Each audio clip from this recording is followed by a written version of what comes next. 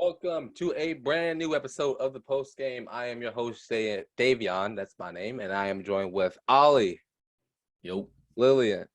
What's up? Oronde. What it do? And the one and only Elijah. Woo, woo, okay. woo. All right. Extra. And today we are back for week 2 of the NFL. But before we get into that, I want to thank y'all for watching. These are some long videos, so if you watch the entire thing, thank you for watching them. We really appreciate it. And also comment your favorite team down below so we can keep tabs on what So team we can roast you for it. Huh? So we can keep tabs on who's winning and who's losing this year. But yeah, we are talking about week 2. But how are y'all doing, man? How was y'all's weekend? How was your Sunday for football? It was a good week for sports gambling. Yeah. Facts. Hey, birthday weekend, my Pats got the win, so definitely much needed for us. Yeah. Absolute W. Lions won again. Good for them, I guess. And I think Elijah's frozen at this point in our life. So maybe he'll I'm come here back. though. Oh, you're here though. Got it. Yeah. Lions did not win again. I don't know why you say that. They lose? Lions They They lost lost to to the they lost to the Lions. Eagles. Oh, it is right. Oh, well, excuse me. 21. Yeah, what you talking about? Saints lost this weekend. I am. Yeah, we know. They did lose, which is fine. I mean, I'm not expecting them to be great this season. I didn't come into the season expecting. I don't want to say I told you so, but I told you so. Yeah, definitely. Well, I apologize. I don't care. Actually, I'm not apologizing. I'm not apologizing for that. But We don't lose in Tampa Bay. Yeah. But let's jump into our first game of the week. The Kansas City Chiefs versus the Los Angeles Chargers. This was a shootout. This was a really good game. Chiefs won 27-24. I did predict that the Chiefs would win this game. Talk me through this game. Whoever watched this game, how was y'all's opinion? Like, how did y'all feel about this game?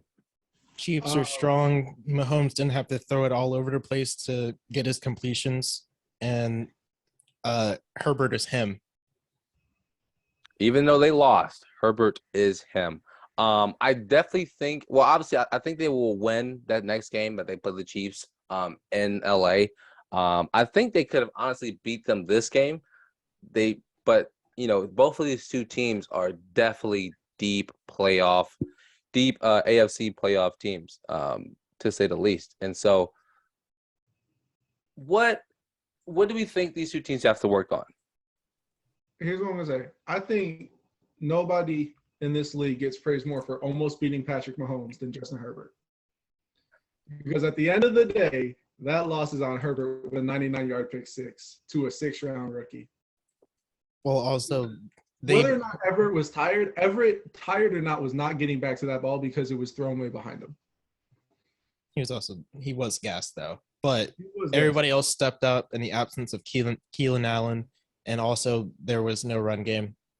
Eckler only averaged 2.8 carries, 2.8 yards a carry to Herbert's 334 yards and 3 tutties.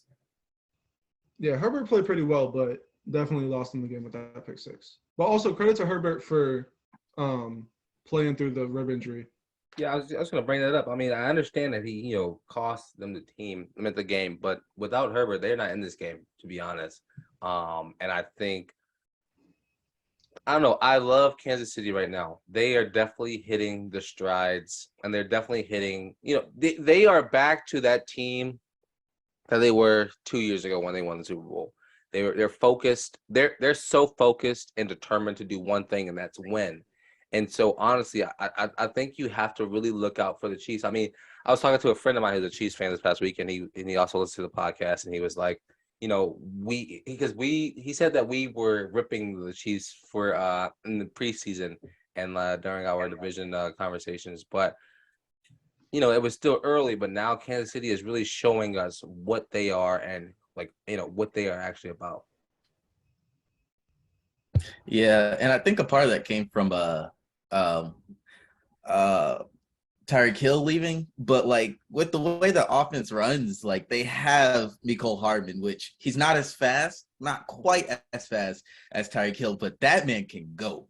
Yeah. So, I mean, honestly, their offense really doesn't have to change that much with the absence of Tyreek Hill. You get less big plays, but the thing is Mahomes, he has to create, and that he's not going to lose his ability to create. So, I mean, I think they'll be fine. And Chargers kept everything in front of him, even with Derwin James pulling out his WWE move on Travis Kelce. Yeah. I mean, and Ollie, to your point, like now that Tyreek Hill is gone, and I'm not saying he was a problem whatsoever, but now that he's gone, you completely get to revamp and move your offense into something that involves everybody. Not saying that wasn't a thing whenever Tyreek was there, but now you have more options to do things that you couldn't do when Tyreek was there. And so, and we're seeing it, like, and we're seeing them play out, to perfection almost. But it also just means that they will go through Travis Kelce, and you can't do jack squat about it. Literally, I mean, he's arguably a top 5 tight end. He went 5 catches, 51 yards on average of 10 yards a catch. Not to mention that out of the backfield, Clyde Edwards-Helaire was going 4 for 44. I mean, the Chiefs are clicking. And now they can run a 2 tight end set with Justin Watson too, because he was the other touchdown scorer. And so, like, out of these 2 teams, I think, even though one of these teams lost, I think this is just this is a stepping stone for both of these teams. For the Chiefs, this is okay, we can still compete and perform with the top dogs, so-called on paper. And for the Chargers, this is something where it's like, these games are very close to being winnable. And these games are so important and dynamic because, like, it's a division game for one against a top team in the league and in our, division. And so it's I think no one's upset. This is just practice for the playoffs, plain and simple. Yeah, I think it's very clear through these 2 weeks that the Chiefs and the Chargers are the top 2 in the AFC West. Yeah. The Broncos are underperforming, and the Raiders couldn't even take care of the Cardinals. That was nuts. We saw what the Chiefs did to the Cardinals. We got to talk about that when it comes to it, because that hinged my entire fantasy week for that team. It'll come. I think the Chiefs probably come out on top in this division, but it'll be between them and the Chargers. I can agree with that statement. Definitely. Next up, we have in the wrong window. We have the Miami Dolphins versus the Baltimore Ravens. Miami won 42-21 comeback. 48. So like Elijah hinted, the Dolphins were losing what is it? 20 No, 28-7 by halftime. Yeah, and then they lost, and then it was what, 20? No, it was 35-14 in the going third. Into the fourth. They and put Miami 28 points in the fourth quarter. Yeah. It was like 28. So where do you start to hand out the flaws at? Like where's the start of the problem? I would like to start with their not non-existent, but their mistake-prone secondary. Kelly Hamilton gave up one because he was not with the over-the-top help. And then also on I think the second or third touchdown, it was a go route to Tyreek on the left-hand side, and the corner thought he had safety help, and nobody was there. Just blown coverage. It wasn't Hamilton's fault in the second one, but he definitely gave up the first one. But I was also not surprised that the Dolphins won because they beat the Ravens for some reason all the time. Like the Ravens and the Patriots just cannot beat Miami.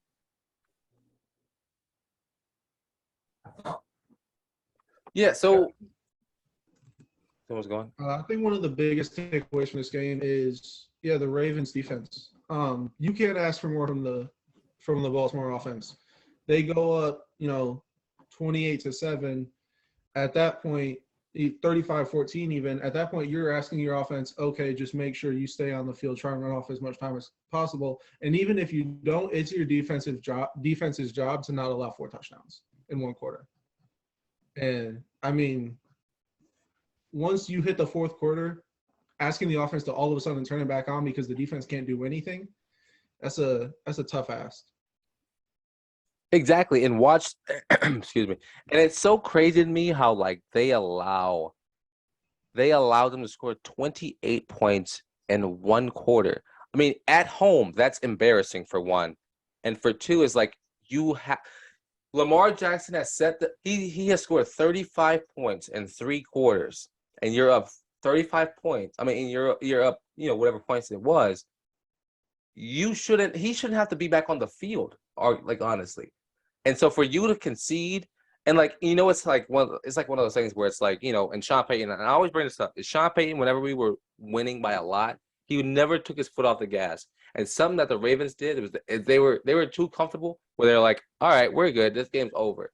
But this game wasn't over in the fourth quarter because Tua and Tyreek and Jalen Waddle came over and took off, and it showed them that this is a prime example of this game isn't over until the final whistle is blown. Plain and simple. We'll had a phenomenal game. So who?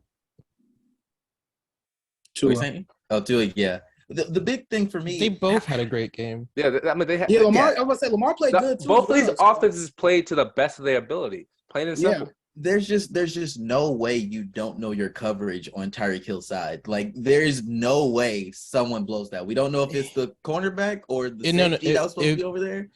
I think that the second Tyreek touchdown, because I think that was Marcus Williams. Even though he had 2 interceptions, he did give up one on the left-hand side between the number outside the numbers. He had no safety help because he didn't move. He dropped back and then didn't move. Yeah, but the thing is, like, we don't know if he had the flat zone there, or if he was supposed to have somebody over the top, or if he was supposed to be the one over the top. We don't necessarily know whose fault that is. But the point is, that's somebody's fault, and that cannot happen. Because if anything, I'd rather have too many people swarm towards Tyreek Hill on the go route than not enough, personally. Because, yeah, I mean, we saw what happened. So any player, really, any NFL player do that, it's a touchdown. And I think it's even crazier that it's a go route and you have nobody. And it's nuts to think that like they came. And I think you have to know, like, defenses have to know, you have 2 of the fastest receivers like in a backfield, and you take your foot off the gas. They can torch you in 2 plays, 1 play. You can't allow them to get back in the game, and they allowed them to get back in the game, and they are reaping the terrible losses of that. Yeah. Next up, we have the Jets versus the Bears. The Browns. Game. The Browns. Another one. Another game where teams took their foot off the gas. The Browns were up, was it 14? Yeah, but I wouldn't even say that's them taking their foot off the gas because, I mean, if anything, Trout made sure to get that touchdown. That's the defense just falling apart. I mean, you're up 14 with 1.5 minutes left, don't get the stop, and then don't get another stop. That's all on the defense. You can't blame the offense for that loss. Offense scored 30 points. You can't more. Both Brissett and Flacco played good games, especially Brissett, even though he did give up the game-sealing interception on a forced pass. But he still went 22 of 27 for 230 yards. I mean, at that point in the game, if I'm Brissett, I'm like, I've done my job. What are y'all doing? He also had 43 yards rushing, which is crazy because he's not much faster than Tom Brady. This is the Browns being the Browns.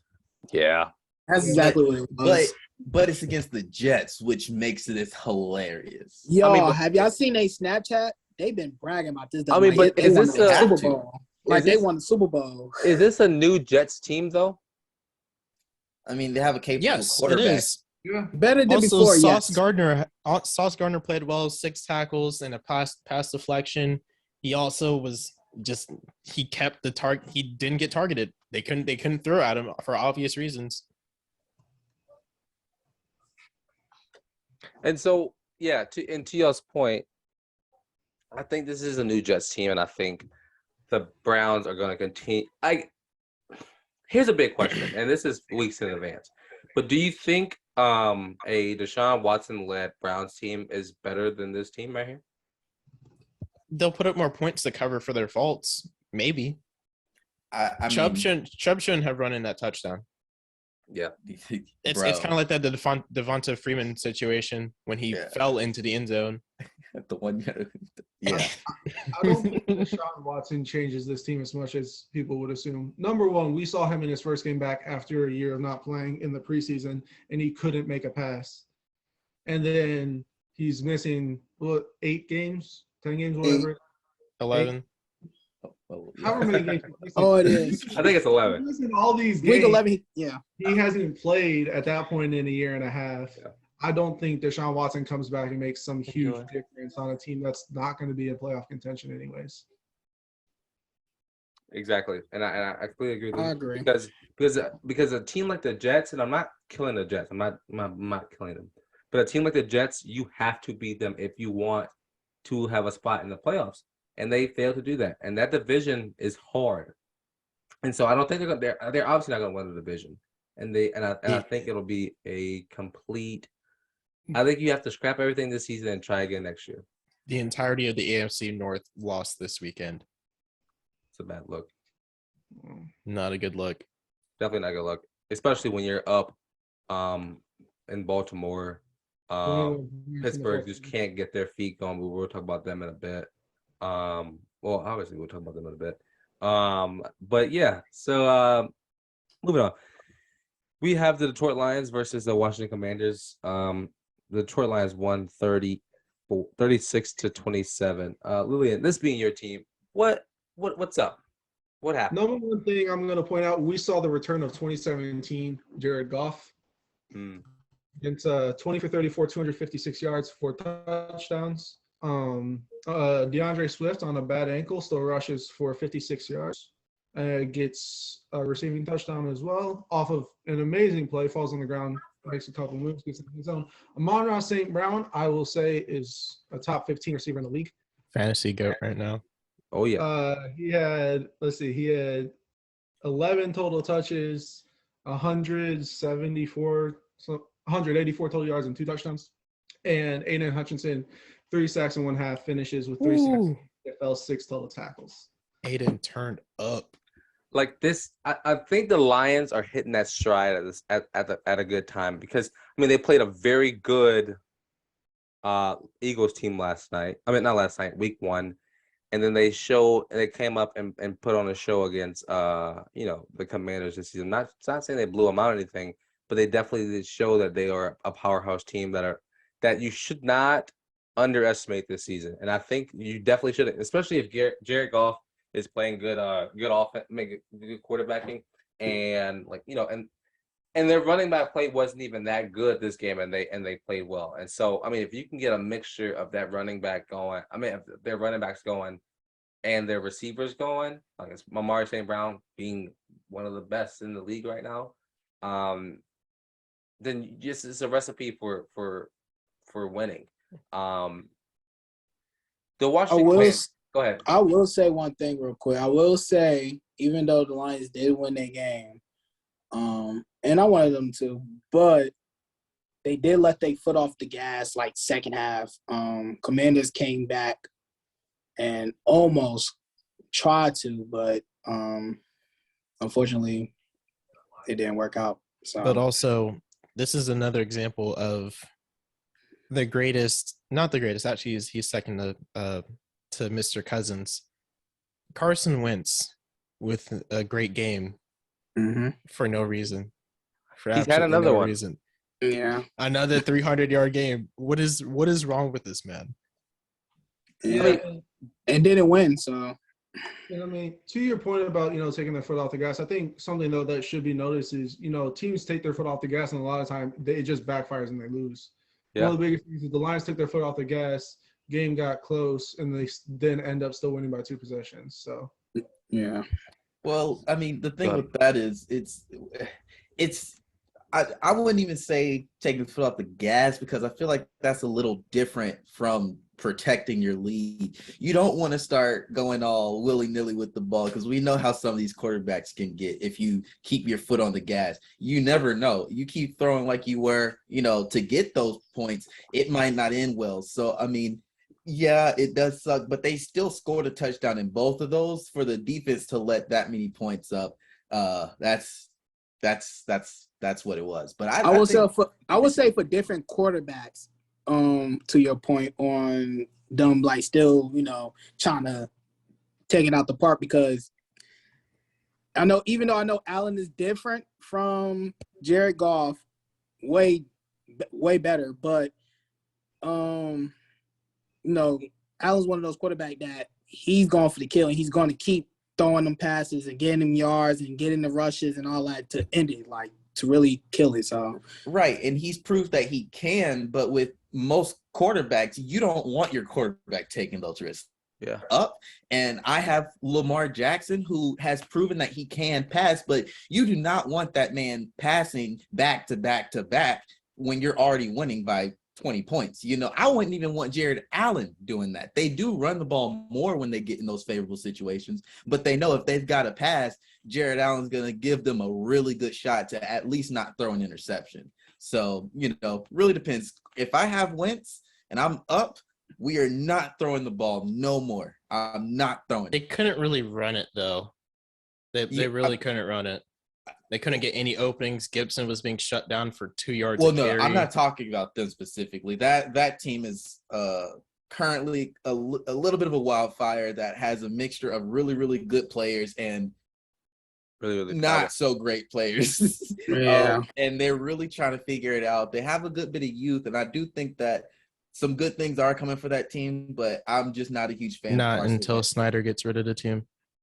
Yeah, I'm not a huge fan. They're kind of like the Chargers. I feel like the Commanders situation is kind of like the Chargers. Like until Spanos gets rid of the Chargers, they're not going to be good. Until Snyder gets rid of the Commanders, they're not going to be blessed with a Super Bowl. You crazy? The football gods won't allow that. Yeah. And so here's a funny, Ollie, to your point about, well, not even to your point. I think the thing is about, like, when it comes to teams taking their foot off the gas or not, I think a lot of that hampers on two things: coaching and defense.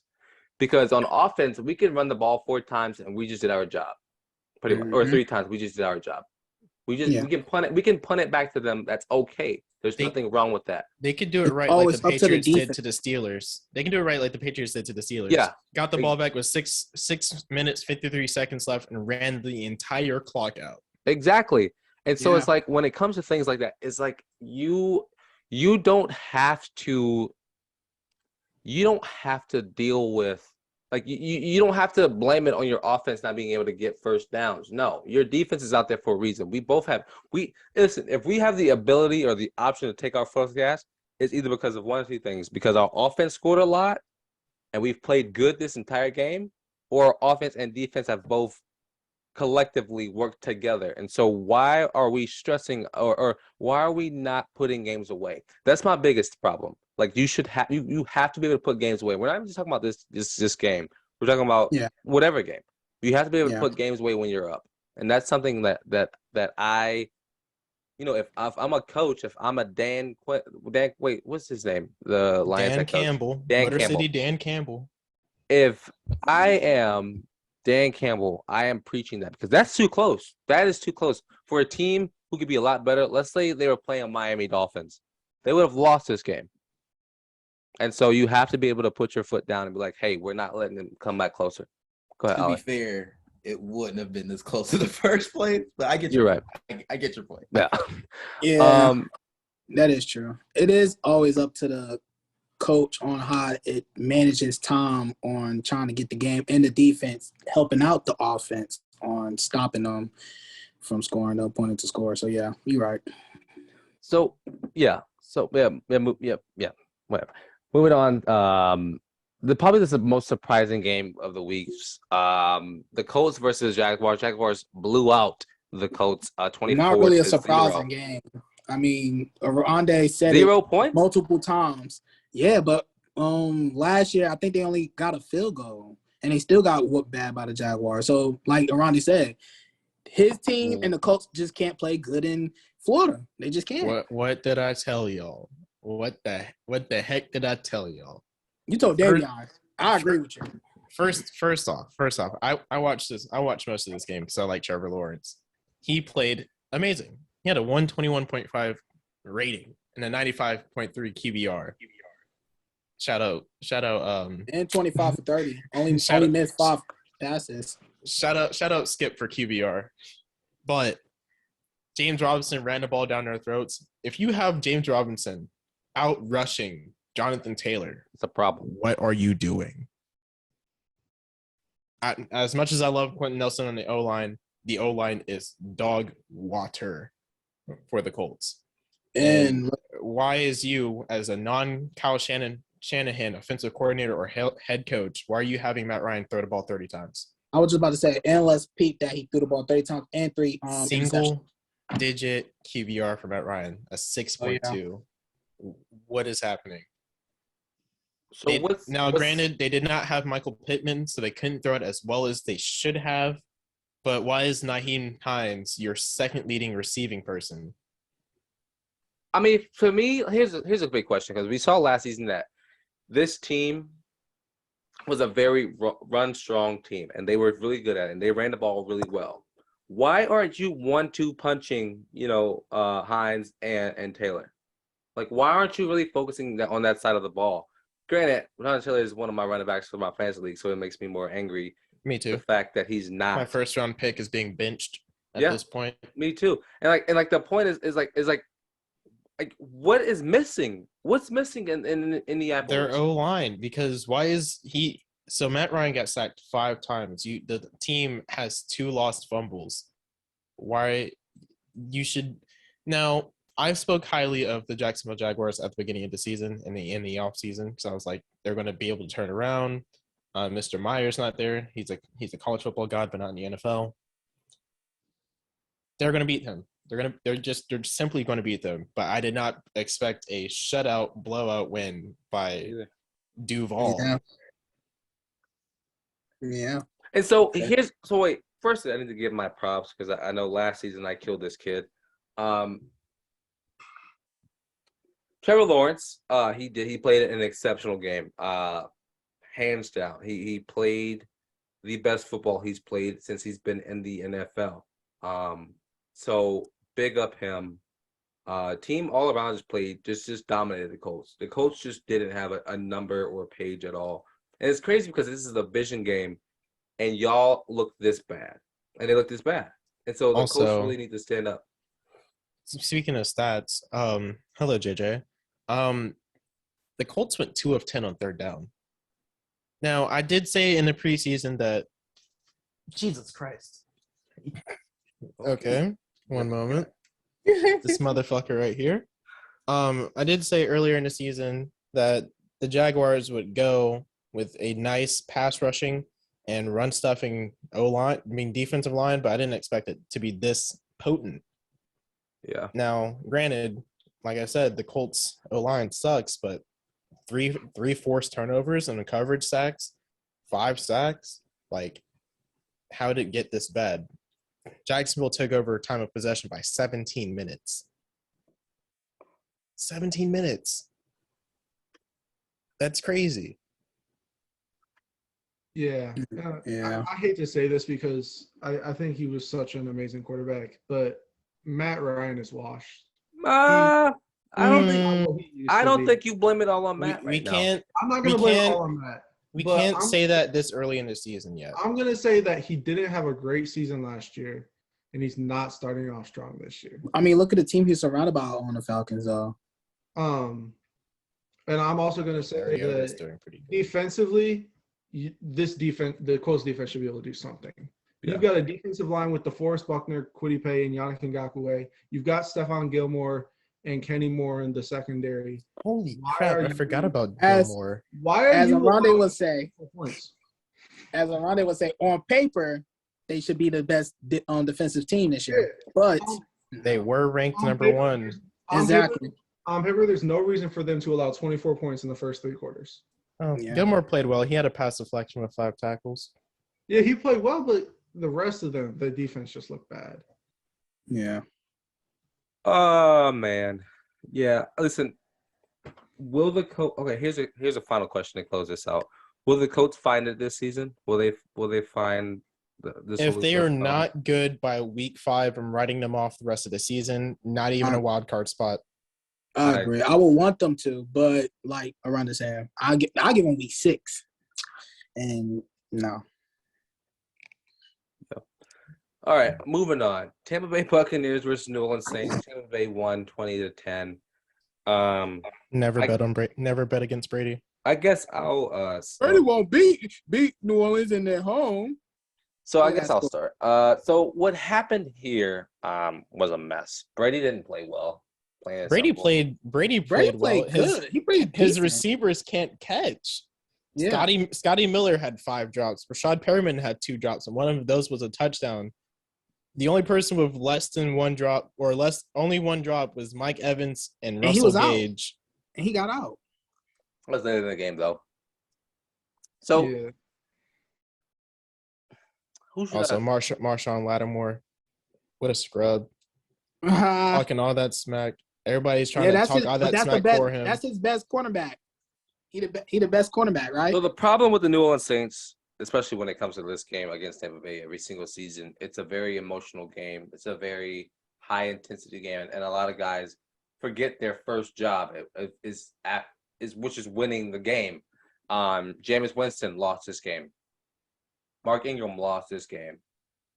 It's just Mark Ingram did fine. he had that fumble on the goal line. He had 1 fumble, but it was in the third quarter. I think you'd have to blame that more in the fact that they're trying to play from behind. No, this was before we went down. We weren't down bad at this point. It was a closer game when he fumbled the ball. I think it was 3-3 at that point. I think so. Definitely Winston though. 3 interceptions is unacceptable. So I'm not gonna blame this on Winston. That man had 4 back fractures. Then don't play. But I mean, I think he was probably asked by his coach to play, would be my guess. So here's the thing. I'll be right back. So to that point, when it comes to the injured, they are injured bug. Listen, if you're gonna play any sport, if you're injured, don't play. Because when you lose, don't give me an excuse. And Elijah knows I've said this for years. Also, he lost us this game. And in the preseason when we were covering each division, and Jameis Winston came up, y'all questioned me, will he be that guy this season? And some people were saying that he will be that guy. I don't trust him because things like this happen. Things like this happen every single season. There will be games where he throws 3 interceptions, which is uncalled for. And it's unfair, and it's just not right. He has to play better than that. And until he plays better than that, the Saints will lose. Because there's just no way you throw 3 picks. Plain and simple.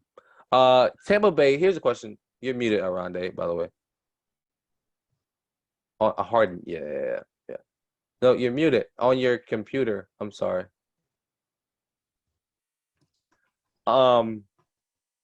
I hate Zoom. Anyways, as I was saying, Chris Olave played well. So how they let the rookie wide receiver not even out catch Thomas, but get more yards and get open down the field? Granted, he did have a late fumble, which I probably would have had a Dez moment because it was kind of bang bang, but Tampa Bay should not have let that happen to begin with. I think it should have been I think it should have just been a shutout, to be honest. I mean, well, the Saints scored 3 points in the first quarter. The problem is that after the fight, after the scuffle, Saints forgot to do their job. Tampa Bay capitalized on the Saints failing at coming back to work. Here's a question: is Tampa Bay a top team in NFC? No. I thought we all said they was top 3. I've changed my opinion. I don't think they are. I don't think I said that, but I definitely don't think they're top 3. Top 5? Tampa Bay also loses Akeem Hicks, so that puts a damper in their rating. I mean, the problem is the NFC is not that good. And so I definitely don't think – I just think they aren't a team that you should be fearing going into the playoffs. I don't think. I honestly think Detroit, Minnesota might be better than these two. Might be better than Tampa Bay. I know Tampa Bay is 2-0, but what'd you said Vikings? yes. Yeah, and who? The other one. Hold on. The other I one. would That's never. what Hold I'm on. worried. Lions. Vikings? Hold on. The Lions. You just Lions, mad, right? To I'll let argue- that slide, but to the- Vikings.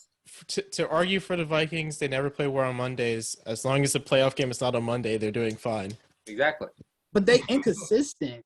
You're putting the Their Monday night. consistency Reason is why- losing on wait. Monday night.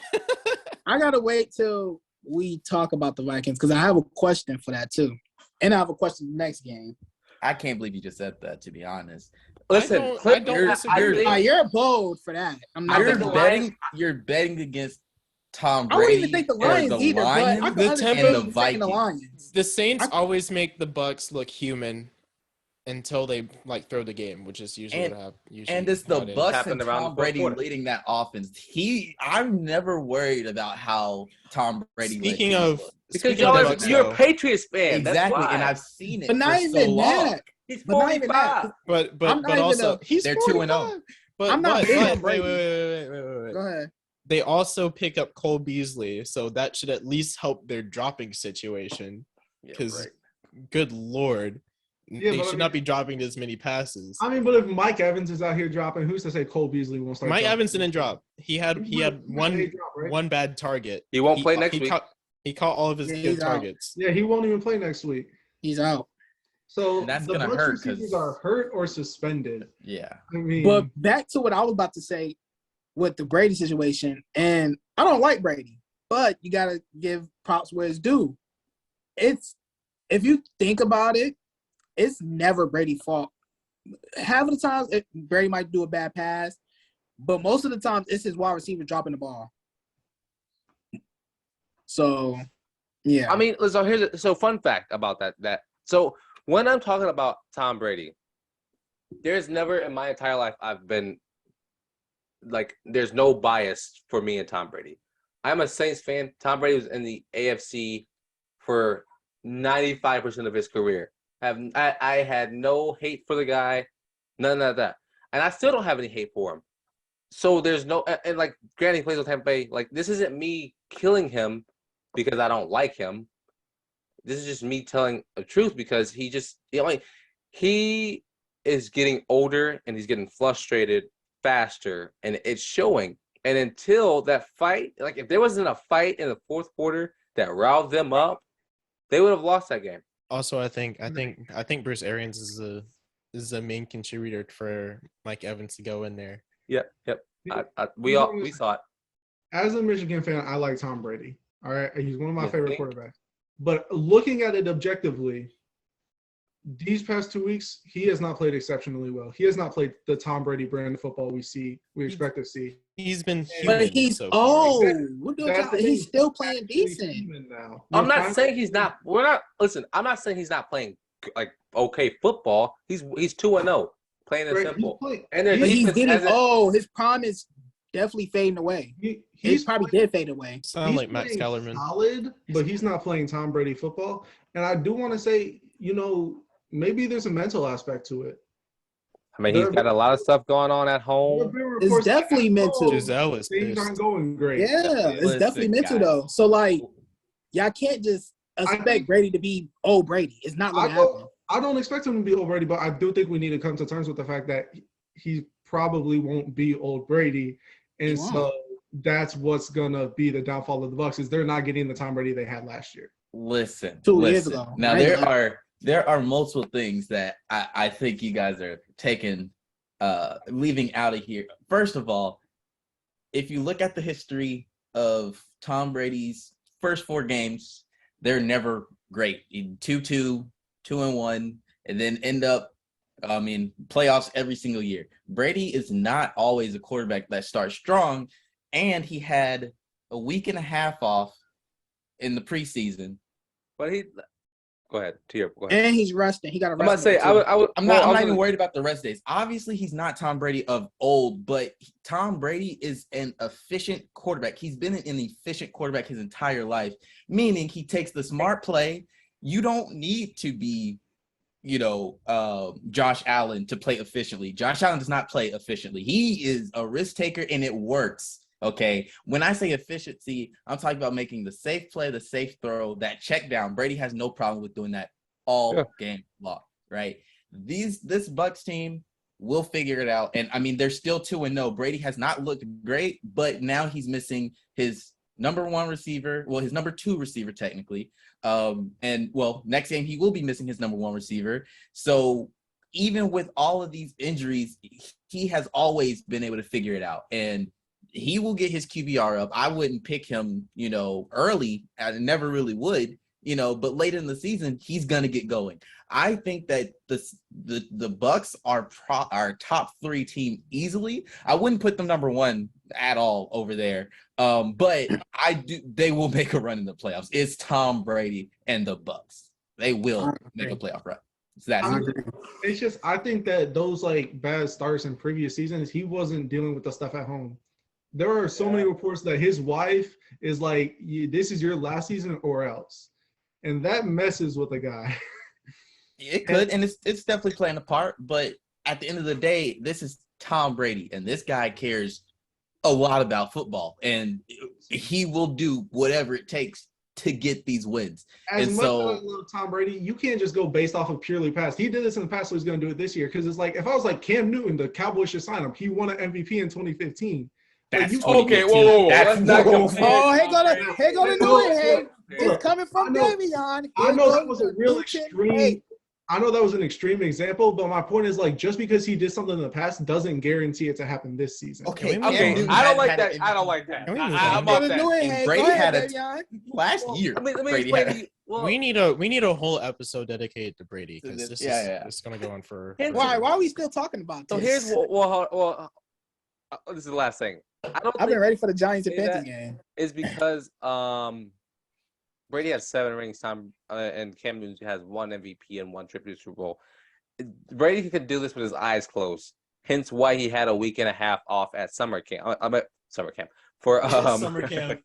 Pretty much for him. Exactly. So hence why he had a week and a half off. He doesn't need to be there. And they're still 2-0. You can drop him into any team in the NFL and give him a month, and he can lead that team to the playoffs.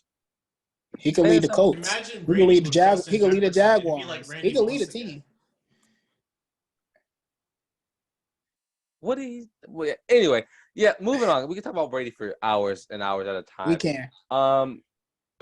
Moving on to the Panthers versus the Giants. The Giants won 19-16. What's your take, E? My take on this game.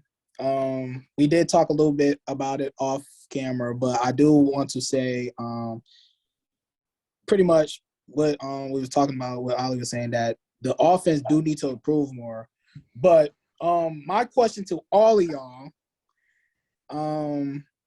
Lillian, really Oronde, I got my answer from Ollie and Davion. Do y'all think the Giants defense are trash, straight, good, or the best?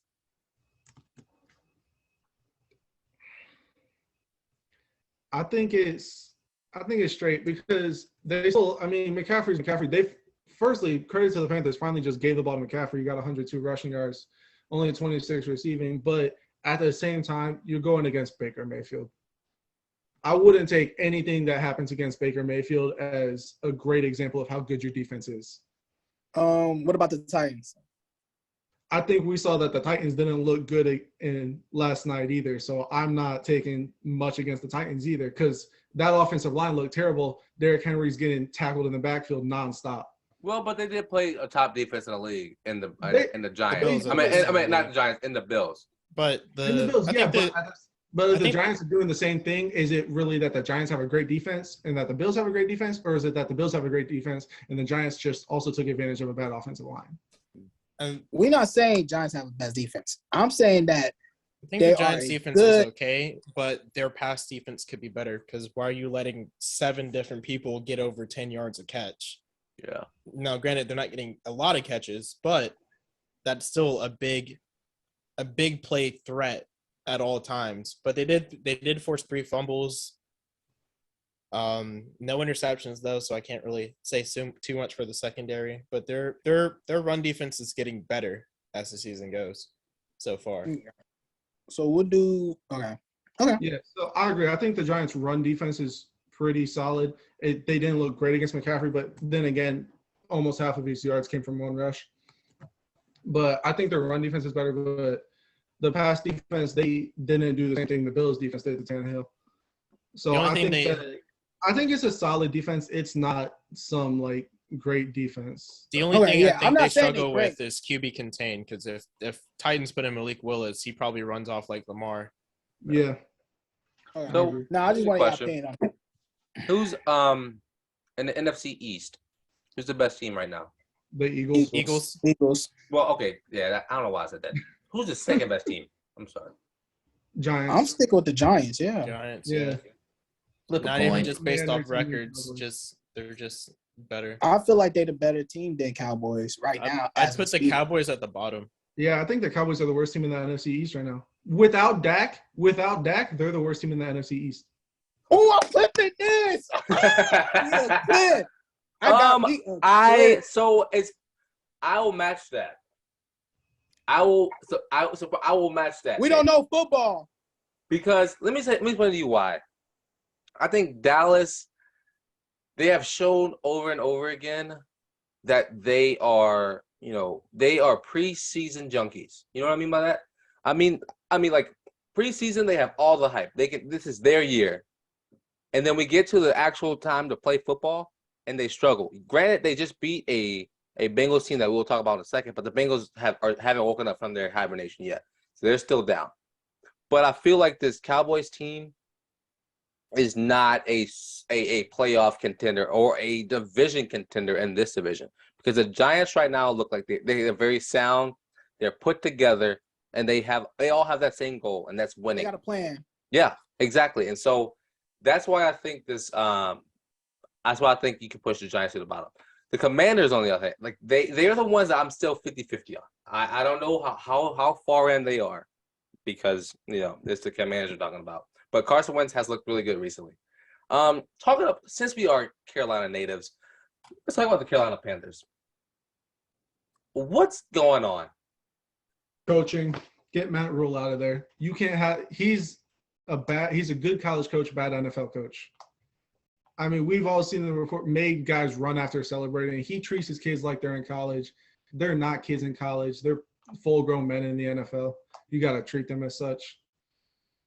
And I don't think he has the respect of the locker room. I think Tepper will buy him out and kick him out if he doesn't win soon. Yeah. Buy out his expensive ass contract. And then after that, get a damn offensive line, because it sucks. So it's not Baker. No, I don't think it's Baker. I'm not going to put it all on Baker. Baker. That was a question. Last year is terrible. This year, with an O-line and healthy, Baker is great. Whoa! That could be everybody. Great is an interesting. Y'all didn't let me finish. I'm sorry. Y'all didn't let me finish. You said Davion loves You said reaction. great. That was already the end of it. Y'all don't listen. Go ahead. Finish. Black people. God. Anyways. As I was saying, that could be anyone. Obviously, anyone's good with time and protection. Motherfucker, if you don't leave me alone. But Baker, it has a strong arm. He has Robbie Anderson. When he has time, that's an easy tutty. That's been proved multiple times this season so far. How much time do you Darnold need? couldn't make those throws. But He needs at least 2 seconds and good play calling. You don't get either of those with Matt Rule. I will say this. How much a quarterback should get at least. I will say this, because I did watch the Panthers and Giants game. Now, mind you, I'm not gonna, trash Baker, even though I'll trash I think we all do. I was about to say me and you mostly trash him the most. But I will say, watching that game, most of his passes was blocked by the Giants defense. So that's another reason why he couldn't get none of his passes off. And it was short. But when he did get a pass off, and like Oronde was saying about throwing it from deep, it was a good play with that Robbie Anderson it was Robbie Anderson that he made, and he got an arm on him. Over right, and it was he got an arm on him, and it completed, and it looked good. So Yeah, I can agree with what you say about that with Baker, but other than that, Baker is suck at time management, and he falls under pressure a lot. I mean, I think Baker's interesting because we saw what he did when he had Joe Thomas, Joe Bitonio. I think he had J.C. Treader at center that year. We saw how he led the Browns to the playoffs with a good offensive line. Now he's got Ike Ekwonu, who looks like a turnstile against any He was getting with stunts. He has to work on stunts. That man was getting lost like a middle schooler. Any decent defensive end, he looks silly. The rest of his offensive line is meh, and he gets no time in the pocket. You give Baker Mayfield time in the pocket, and he will manage games for you. He will not be terrible. I'm very crucial on the Panthers. I always have been. I am too. Cam Newton Me too. days. Bum. Jake Delhomme days. I've always been critical of the Panthers. I think pretty much the entire team is the issue. I don't really love the offense overall. There's no plan. They don't have an identity to stick with. Yeah. Ever since they got rid of the 2 tight end set from the Super Bowl run, they have not been able to do anything since. Carolina just always succeeds with a 2 tight end set and a mobile QB. That too, and they try to now that they got McCaffrey, they try to base their offense around him. I think, in my opinion, if they can establish with Chuba Hubbard and McCaffrey like a play action or a 2 running back type, like dual running back type thing, like the Browns do, albeit less time because their O-line's worse, and they would have more success because the defense is already there. The defense is there. I think they do need to play Foreman more a little more too. 2 carries, that's it. I think they need to I know McCaffrey's obviously he's gonna get it, but like you said, I think they should do like a duo for the running back at least. Give McCaffrey some breather on always running the ball. He can at least he could be a wide receiver and catch too as well. So they can do that, move him down, and put Foreman as the running back sometimes. They also didn't get any separation. That's kind of what the Patriots' problem was last season. The wide receivers were not getting any separation, though the play calling was not that good. I may have a hot take here. I don't know how hot of a take it is because I don't know how everybody else feels about their situation, but I think they need an actual number 1 wide receiver. I think that's a big problem in for Carolina. Yeah. Oh yeah, I agree. That's not a hot take at all. I think if you build a passing game around DJ Moore, he can be a number 1 wide receiver. But they don't give plays to McCaffrey or DJ Moore. They don't build plays around anybody except whoever they feel like in the moment. I think DJ Moore is really good. DJ Moore is good. I think I do. I think DJ Moore is definitely way above average. Robbie Anderson, I don't really love Robbie. I think he's a good wide receiver. Like I definitely put him as a second or third option for long balls. Right. Definitely second. Yeah. But if they had when I'm saying a true number 1. I'm not. I know what you're saying, like a star. Yeah, I'm not talking about somebody that's one-hand catch, but somebody that's insanely reliable. That's it. If Carolina got AJ Brown, they'd be in a better position than definitely AJ Brown. Yes. You said they'd be what? In a much better position. Yeah. Why? You disagree? Hold on, wait. Why? Because that spreads the defense out. DJ Moore being your only good wide receiver, your only number 1 wide receiver, your only receiver that you can depend on, doesn't really give you much options to spread the ball out because they're going to put your lockdown corner there. You're going to put your other 2 good corners on everybody else. They're not going to do much else. And they can if you don't have good scheming, if you don't have scheming with your decent wide receivers, you can't do anything. And who's the quarterback exactly? Regardless of quarterback. Honestly, regardless of quarterback. But no. But listen, here's the point I'm trying to make. Baker had that in Cleveland. He did. He had star receivers, star running backs. He did great with it until he got hurt, and then they gave up on him. Just like Cam, when they gave up on Cam. No, before he got hurt, he did have, I want to say, a great season, but he did bring the Browns to the playoffs, and they almost beat the Chiefs that year. But they beat the Steelers that year. I want to bum Ben Roethlisberger. But We're not my talking point, about the Steelers. but there was. You're not talking about the Steelers. You're talking about Browns, though, right? I know. I'm You're saying talking about they beat the Steelers. Yes, he beat the Steelers in the playoffs. That's what I'm saying.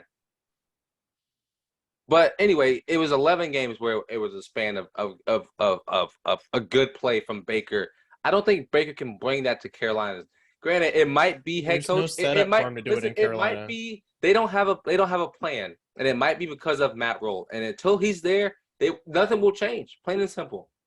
Yeah. I mean, And there's still going to be a big question mark over to if Baker can be that guy, even with the new head coach. here's what I'm saying. The 1 year Baker had a good offensive line and good play calling. He made it to the playoffs and won a playoff game. Whoever it was against, whether it's a bum Ben Roethlisberger or not, at least Big Ben has playoff experience. He knows what he's doing. That's Baker true. comes in as a second-year player, knowing nothing about the playoffs, wins a playoff game with a good offensive line, good play calling. Then he gets hurt the next season. Now he's in Carolina. No good offensive line, no good play calling, and he's meh. He But pretty how- much but went to a here's the- team that's unorganized. And Yeah. what Panthers trying to do is trying to fix it. And like y'all said, they definitely got to get rid of that coach. They got to get rid of Matt. They're very unorganized. You're right. But Yes. but this offseason, they went out and got some offensive line guys in. And so many people were praising these moves that they were making. But yet, now they aren't capitalizing. So you're going to blame it on the guy that just made moves for it. I think – I don't know. I feel like there's a – I'm disconnected right now from everything that Carolina's doing because it's all wrong. It's just – and I might just be being biased, obviously. But, like, there's just nothing good coming out of Carolina right now. And I think Baker is some of the blame. Oh, no, I'm not saying he's not the blame at all. He's definitely – But Oronde, that's my point. Like, there seems like there's no blame being I'm handed saying out. 80% coaching, 20% Baker. I don't think the blame falls on Baker. Okay. I wouldn't say follow him that much. I'm but okay with he that. is part of the blame. Yeah. I'm okay with I'm that. not saying I'm not saying like he's the sole purpose like Well, obviously Jameis not. Winston Yeah. was for the Yeah, he's Saints, not. but like I mean, I will say the one good thing Carolina has going for them is the defense. I mean, they're not even using Jeremy Chin right. They could be optimized better. They made Saquon look human after he went off against the Titans last week. And, I mean, Daniel Jones didn't look especially good. They got 3 sacks. I mean, the defense looked good, and the defense should look good. They have a good defense. You got J.C. Horn, Jeremy Chin, Brian Burns. You got so many pieces on that defense, but if the offense does nothing every game, then the defense can hold them to, 19 points? That should be enough for the defense. Yeah. The defense holds a team to 19 points. They should be able to hope their offense can score a few times. Giants defense showed up big towards the end. So And that's the thing. If you're getting stood up by the Giants defense, I do like the Giants defense. I think is solid. If the Panthers offense is getting stood up by the Giants defense, they've got no hope this year. This season should just be trashed. I think they improved. That's why I'm like giving them more credit because the past Giants defense was just straight doodle. I'm gonna say that. But I see that they improving more and more throughout the season, and they picked up a couple players too. So that's what I was just wanting to say. One thing I want to add to this same Panthers offense that got stifled by the Browns defense, that Browns defense just blew a 14-point lead in a minute and a half. That says something about the offense. They still put up points. I mean, 16. they put up 16. 16 I'll touch points. that. Better The than rest the was Colts. the rest was field goals. Not enough. That is not Bro, enough. 16 points aren't going to win you some playoff games. Plain and simple. Well, Let's it move will. on. We can talk Ask about the these guys Rams. all day. Yeah, I'm ready to move on. Patriots versus Steelers. Patriots won 17. 2 Patriots fans. So I'll let them have at it. I'm going to take a seat back. Yeah, me too. Matt Canada sucks. How do you make Matt Patricia look like a defensive genius? I don't get it. I don't get it. We had so much aspirations I don't say aspirations. I had so much expectation for the Steelers to be a good team in the NFC North, and they're just not. Mitch Trubisky won't even throw it deep.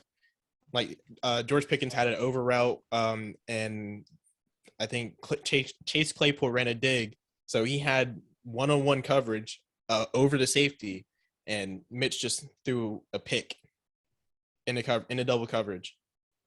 Mitch sucks. It's okay. Couldn't pick it. Is he the problem? Well, he's not the only problem. Matt Canada is also not a good offensive coordinator. Get him out of there. But after Mac Jones threw one interception, came back, played a clean rest of the game. Rushing game was great until Davion Harris got hurt on a game-sealing first down. I'm hoping he'll be fine for next week, even though we have a running back by committee. Otherwise, just a real solid game because Steelers are bums. Same amount of completions for Mac Jones and Trubisky. Only two difference in attempts, but Mac Jones had basically like 90 more passing yards. Yeah, if I'm the Steelers, Trubisky gets one more week to prove himself. If he doesn't do it, Pickett, it's your turn. But isn't Pickett number 3? No, Number 2. Mason He moved Rudolph. up. They Yeah, moved him up. Oh, good. yeah. Apparently, that was a writing error by Oh, for Foley. I was about to say that's terrible. If Pickett's not number 2. Yeah, he's number two. I'm ready to see the kid come out and play. Mr. Trubisky just he's a good backup and he can manage a game in the middle of the game, but when it comes to leading a team, he just can't. Their offense has to be a lot better than what this is. They have to put up more than 14 points. We didn't even really have to use either of our tight ends to win this game either. They were just pass blocking. Also, Cole Strange had an amazing game. Kept out Cam Hayward and company. Clean pocket, no sacks, barely any rushes or QB hits. So, and also Nelson Aguilar had probably one of his better games since his Raider days. Yeah, he did. That says a lot for the Steelers defense. This was a very stressful game, I'm not gonna lie, but I mean over the past few years, every Patriots game has been pretty stressful. But you know, it's our time. It's our time to go through this stress. But it was a good win. The offense just they looked much better today, or not today, but that game for sure. But I don't know, it just still seems a little off overall. But I'm happy we were able to get the win. We're gonna have to be able to put up more than about 20 points a game, though. Just in this league right now, the way this league works, you have to be able to put up points. We're not going to outscore some of these teams. There's no way. Our defense is very solid. We know that. But this isn't the best defensive team we've had. Okay. So, you know, I would like for our offense to be able to get going a bit more, but we won. So and also I'll take it. we missed one field goal. Should have been 20 points. Yeah. But it is what it is. Yeah, I just feel like if you're not averaging about 17 to 20 points, at least, but I'm saying more so in the 20s, it's going to be hard to make a playoff run. These teams are gold. They're just scoring. I feel like the Patriots offense is limited because of talent. And I'm not saying that in a bashful way at all. Because they won't. I don't know why Kendrick Bourne's in a doghouse, but he's in a doghouse right now. And he's only getting reintroduced to the offense for this season. Because he was a difference maker for opening up underneath and middle range passes for last season. Oh, one thing about what I was saying essentially about the reliable receiver. Ours is Jacoby Myers. That kid it doesn't matter where that ball is put. He had one drop last game. But he had a good streak going last year of no drops, and he's just very reliable. He's not, the greatest wide receiver in the league, obviously, but he is reliable. The ball comes his way, he's gonna snag it. He's 9 the catches for 95 yards. of a possession catch. Yeah. So I mean, you love to see that from him. Good reliability from him. If we could get some more separation from our other receivers, that would be great. Also, Steelers O-line allowed 3 tackles for a loss, 3 sacks, a lot of coverage sacks, even though Trubisky's not getting through his progressions at all. He's missing a lot of wide open passes, especially to George Pickens. I don't know what's the deal here. Pickens ran an out route he ran an outside comeback and the ball was 7 yards into the dirt, into the sideline. what is the disconnect here? Why is Trubisky so bad? I thought he was good. What I happened? think, I think the disconnect is that Trubisky is bad. I was pushing for the Saints to sign the kid. I'm glad they didn't, but they still kept around Jameis. So that's even is worse. James a better option? Yeah, I definitely do think the final thing, like on this game, is that the Patriots need to not Patriots, the Steelers need to really figure it out. Like, who's going to be our guy, and I think they know who that is. And I don't know if they're too cautious of pulling that trigger, but they need to start before it gets too bad, and in a very hard division that they're in. But yeah, next up, the Atlanta Falcons versus the LA Rams. Another team that let their foot off the gas and almost caused them a L. So, before I get out of here, I will say about this game, the Falcons are cursed. They can never escape their memes. Literally, they ever since that Super Bowl, they've been cursed. they're terrible. Anyways, I'll see y'all. Okay, Have fun. I just want to let you know, Jalen Ramsey, game-winning interception. He's still a bum. What you trying to say? I knew this was gonna come up, and I was waiting for it. Yeah, go ahead. I literally said, he's still a bum. Like what? You got cooked week 1. Cooked. It's the Falcons. Game long. He played against the best team in the league. Granted, okay, but still, they allowed 27 points. I mean, they allowed 17 points in the fourth quarter. Most of their points came from second half. And so you have to clean that up. I don't care if you make the teams got to stop doing that. You still need to clean that up. That's not good. If I'm a defensive coordinator and we allowed 17 points in the fourth quarter, that's a problem. You got to run. That. You got to do we're something. Super Bowl winner, a former Super Bowl winner, why are we letting the Falcons get 17 points on us? The worst team.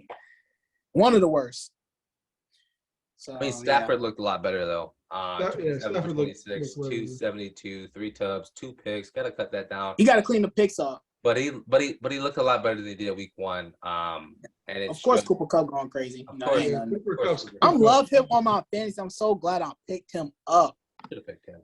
I think one of the biggest things, though, to point out, running game for both of these teams. Cam Akers played significantly better, meaning that he actually played. Cordero Patterson. He got the ball more. He didn't get the ball a lot. Did not look great, but Drake London looked amazing again. Kyle Pitts is not having a good start to the season. Is that Kyle Pitts or is that Mariota? I think it's Kyle. I think a lot of it's Kyle Pitts. I'm not going to put no blame on Mariota. I don't think that helps. But Drake London's still getting his stuff. Yeah. I mean, Kyle Pitts is getting outplayed by Olamide. I don't even know how to say his name. Olamide Zacchaeus, I think. I mean, he's getting outplayed by a 4th-string wide receiver. So I don't know if it's Marcus Mariota or Kyle Pitts is not playing up to expectations. It's probably a mix of both. But I feel bad for anybody that drafted Kyle Pitts in fantasy. I did not. But listen, so I mean, Atlanta's interesting because they're 0-2. I mean, they let the Saints come back on them last week. Then they let it come back this week, but they couldn't, finish that comeback. I definitely think Atlanta is, looking for something else. Maybe that's a quarterback in the first round next year with that first pick, or what? Is it a tank year? Maybe. But I also think they have a team where it's like, they have potential to be good in the future. And so whatever that looks like, Atlanta, good for y'all. But the Rams. So with this win, do you think the Rams are a top 3 team in the NFC? Even with that game being so close, I still will put them top 3, top 5, top 3. They just started off bad, and the second game, what they try to do pretty much let their foot off the gas because they thought, oh, this the Falcons, with just an easy win for us, and almost let the Falcons win. So, but I would still say they're that top 3 team in the NFC. In the NFC, if you was talking about NFL overall, no. Oh, They're top NFL 10. overall? I say they're Yeah, top 10. 10. Yeah. Yeah, top 10 NFL overall. I But mean, NFC top I'd give them top 5 just because Yeah. like the top NFC 5 for sure. the NFC's not that good. Like it's just Honestly, not. And so, honestly, right now I'm putting the Lions above the Rams, and that might be a little bit of bias, but I don't. No, think, you're biased. Whoa. Ain't no I don't think the Rams Ain't have no shown little. enough to actually. They can't even play close when they lose. I mean, the Lions went toe to toe with the Eagles, who I think we can all agree is also a top 5 team in the NFC. I agree. Also, who did the Rams play for? Bills. Bills is coming off hot. So Yeah, the Bills played really well. Bills is the best team so But far. then the Rams almost lost to the Falcons, and we all know Falcons are bottom 5 in the NFC. Yeah, that's true. So I think the Rams are not gonna win the Super Bowl again. I don't think they're as good as they were last year. I think the lack of offensive talent from Odell hurts.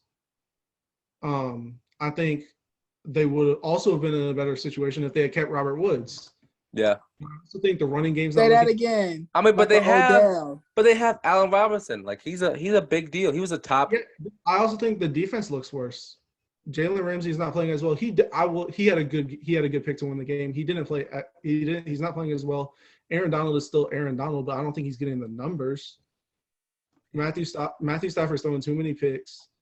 I mean, I think the Rams are too inconsistent to be higher than the Lions in the NFC right now. I mean, the Lions are in the NFL. The Lions are tied for second in points scored. That's how good the Lions' offense is. And I mean, who do y'all play? they played the Commanders and the Eagles, bro. The Eagles who just made Justin Jefferson look goofy. It did lock him up. And we'll talk about that in a bit, but I don't know. I'll have to hold on that Lions are better than I'll the hold on Rams. to the one. I Yeah, think that's a they're little neck bit and neck right biased. now. How about that? I think it's That's neck and- definitely a hole. I would give y'all top 10, Definitely. not top 5. They're definitely a playoff team right now. Y'all have potential, yes. That is your division, Elijah. So hence why you're not really agreeing with that statement. I mean, potential to win the division. I mean, Packers how we are. I mean, this year is definitely questionable for me. I don't know who's going to win it because we have 3 tough teams. I'm going to admit the Lions looking good, Vikings inconsistent, don't care, and then Packers we still trying to figure it out. So Okay, that works.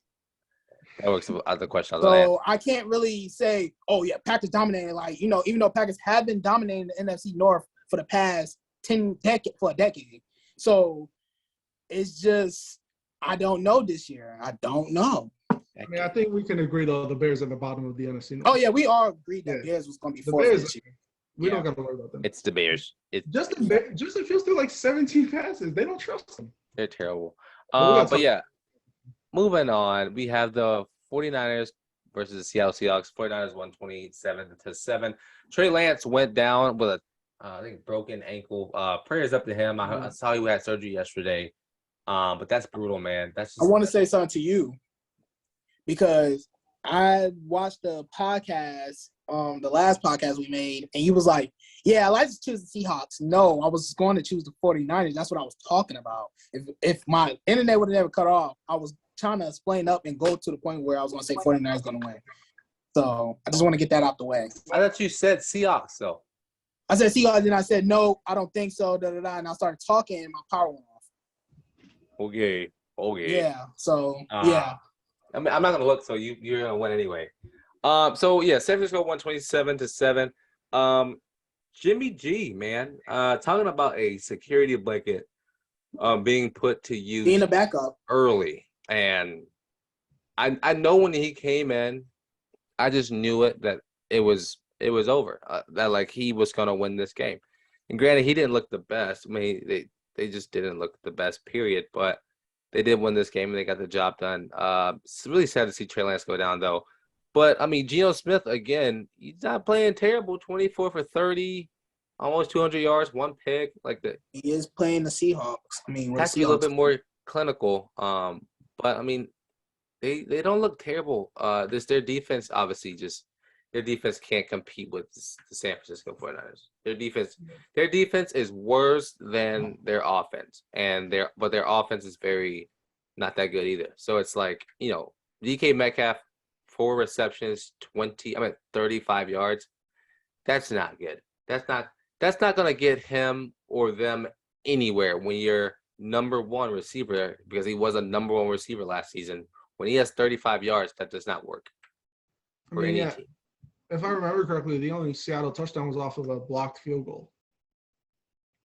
That might be right. I think that's how they scored. So their offense could do nothing. And we haven't talked about them yet, but I think that also is a little bit of cause for concern for the Broncos. Their game was also cause for concern for the Broncos. But, the Seahawks offense is – I like Geno Smith. He had a really good week 1. Week 2 was still solid, but you got to get the ball to DK Metcalf more. Definitely. You got to spread that ball. You got to score somehow. 7 points is never going to win you a game. So your offense got 0 of those points. Yeah, and your offense. And they didn't score third quarter. Yeah, and they threw 2. Okay, they threw 2 interceptions. I don't know how many fumble losses, if any, but you got to score. Jimmy Garoppolo one fumble loss also. Jimmy Garoppolo is a game manager. All right, yeah. I've always loved Jimmy G. He's very close to my heart, coming from my organization. I bet. I want him back, and not anymore. Not now. I'm okay now. Brady. I didn't play him. Doing? Huh? How's Mac Jones doing? I'm sorry, it's very out of topic, but how's Mac Jones doing? He's doing good. We just talked about the Patriots. I know, but I haven't watched much of their. We didn't say anything about Mac either. Yeah, I'll keep it brief though. He's doing good. It's really just getting that consistency with his wide receivers. And doing better at the deep shots. I feel like the deep shots are not working right now. He threw one interception, threw a deep shot this last game, and I believe one in week 1 also, trying to force the ball deep. And situations that it's not really needed. But then after that, as Oronde said, after the interception, he got it together and we pushed down the field.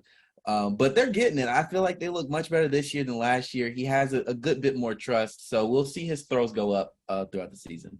But Jimmy G, I don't know. I've always loved Jimmy G. I thought he was a great quarterback. And I don't know who didn't like him, whether it was Bill Belichick or McDaniels, but one of them did not like the idea of him playing. So it had to be done, I guess. But I thought they got rid of him because Tom got upset.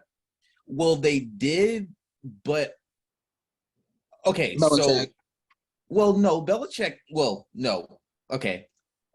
To be fair, he did leave because of Brady. Not always relying on Brady, exactly. This was Robert Kraft. And this was the first time, not the first time, maybe the second time I really disliked something that Robert Kraft did. Dude, I forgot about Robert Kraft.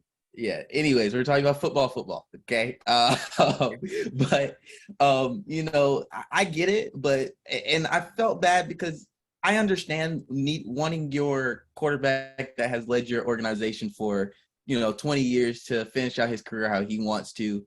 But Belichick is ready to move on. Belichick does not care. He doesn't do relationships, none of that. He is what can get me to win now and who's my best option over the next 10 years. He is, and he does not care. So he was ready to ship out Brady.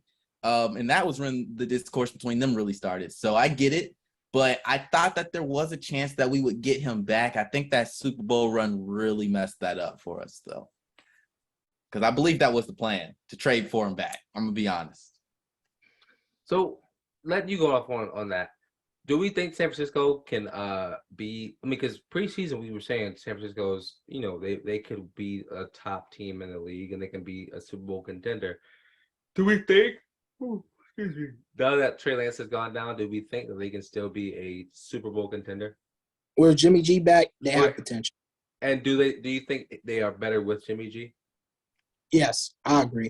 But I will say that it still is going to take time for Trey Lance to adapt because, he was starting and Jimmy G was on the bench. But it just shows you that that's at the end of the day, that's still going to be Jimmy G team. He came back and won them the game. Well, they was already winning, but I'm saying he came in and took off. And think about it. I don't know if you guys knew this, but you probably did. They had Jimmy G practicing on a different field. Yep. So how much time has he gotten with these starters in this offseason? So to still do 13 for 21 with a touchdown, and I believe he got a rushing touchdown, probably from the 1 yard line or something. To be able to come in and instantly just take back over. I think this team, I mean, they don't look much different than they did last year or the past, the few years previous with their big names, at least. So I think this team will make the playoffs. I don't know about Super Bowl run. I don't know if they'll be quite that good. We'll see as Jimmy G gets back acclimated with the people he's used to throwing to, versus the second team. So disrespectful. But we'll see how as he gets acclimated. But I think they're gonna go. They'll go to the playoffs. I just don't know how much of a run they'll make over there. Yeah, I agree. I think the 49ers will make the playoffs. I do think Super Bowl's some high aspirations. But I think that before I want to say they even have a shot at the Super Bowl, I want to see them play a team that's not Seattle, because I think a lot of it was they were playing Seattle's defense. Yeah. And so I want to see them play. I don't know who they play next. But whoever they play next, that I'd rather see them against a good team. Broncos. Before. Oh, okay. I want to see them against the Rams defense in week 4 before I make any judgments about that. So I would answer that question as they didn't have high expectations last season, but they beat the Packers in the playoffs and they made it out of the first round as well. So they made it. Oh my God! What? I want to talk about the Packers. I was just saying what are you talking about? You didn't have to bring them up. You didn't have to bring us up. You could have just said they beat a team. I was just saying that they beat the Packers. But anyway, so listen, no, I think not many people expected them to be that good last season, but they were. And so I think this season, now that Jimmy G is going to get acclimated to the system again, because he was, let's be real, I think he was still with the team, but just a little bit disconnected from it.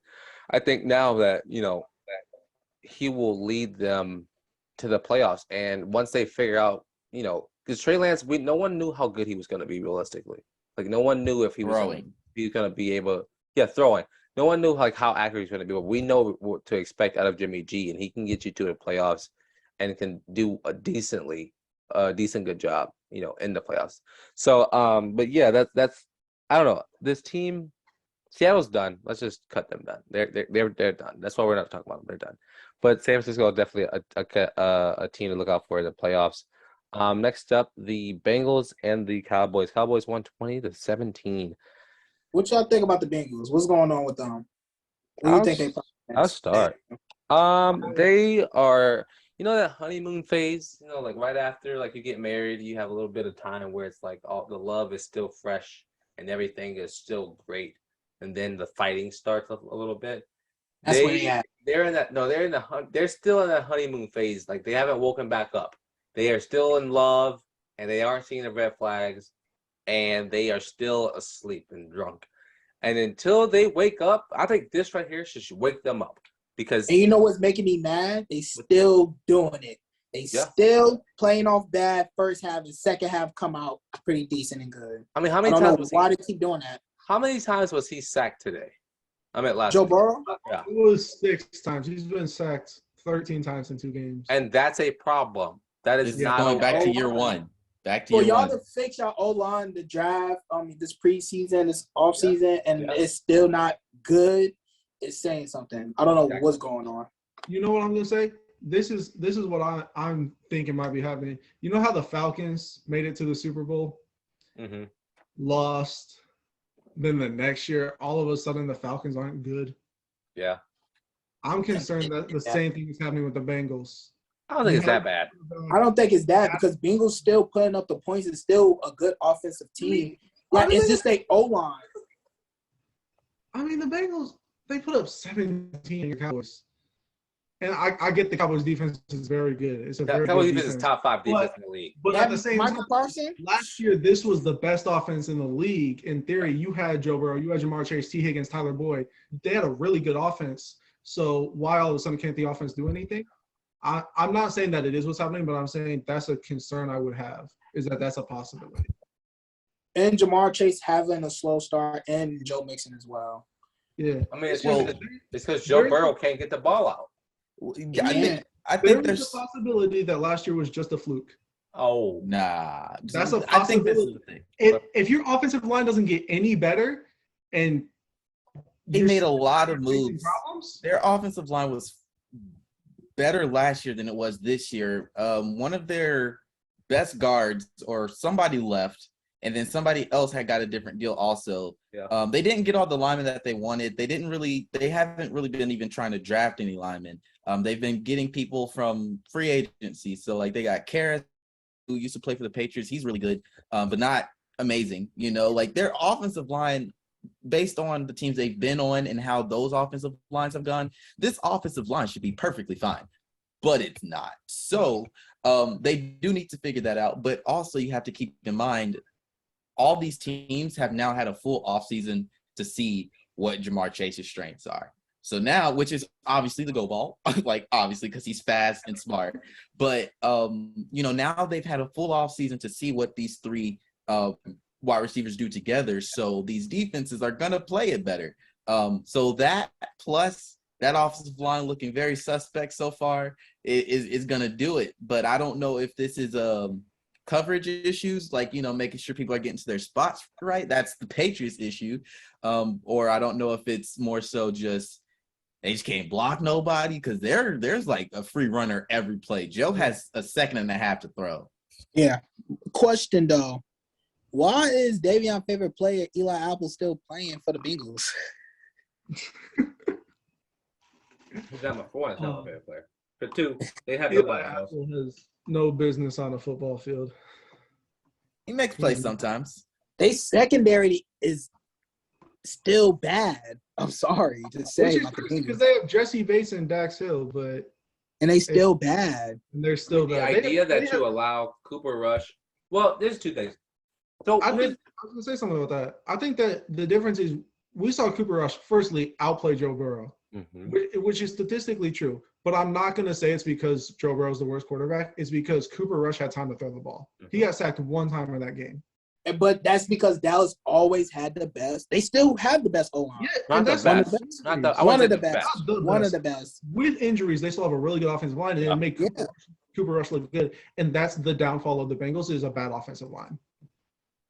And a bad offensive line against a top defense in the league.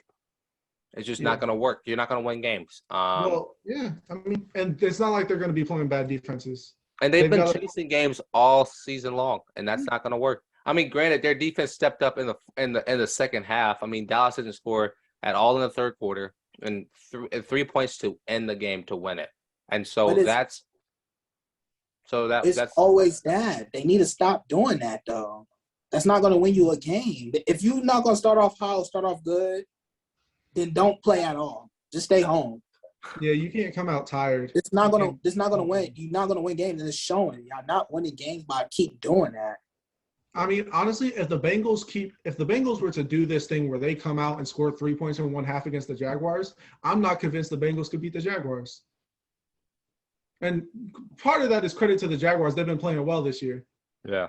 They're 2-0, but the Bengals, they need to figure out – their offensive line needs to figure out how to block people because they can't call it chemistry issues when a lot of the time it's a guy one-on-one just getting beat. Yes. That's not chemistry. That's just you don't block your man. Exactly. And number 2, you need to play offense in the first half because no offense in the first half kills you. You're not going to come back 12 times in a season.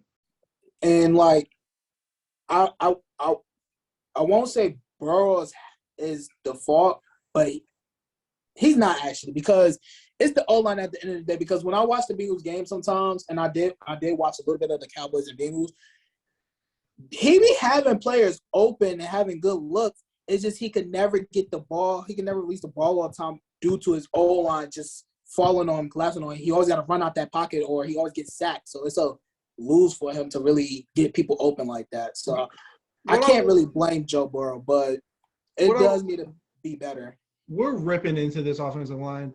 I'd say it's probably more of like a 75-25 offensive line, Joe Burrow, because there are situations where Joe Burrow just holds onto the ball. That too. So Joe Burrow needs to get the ball out of his hands sometimes because he does take sacks.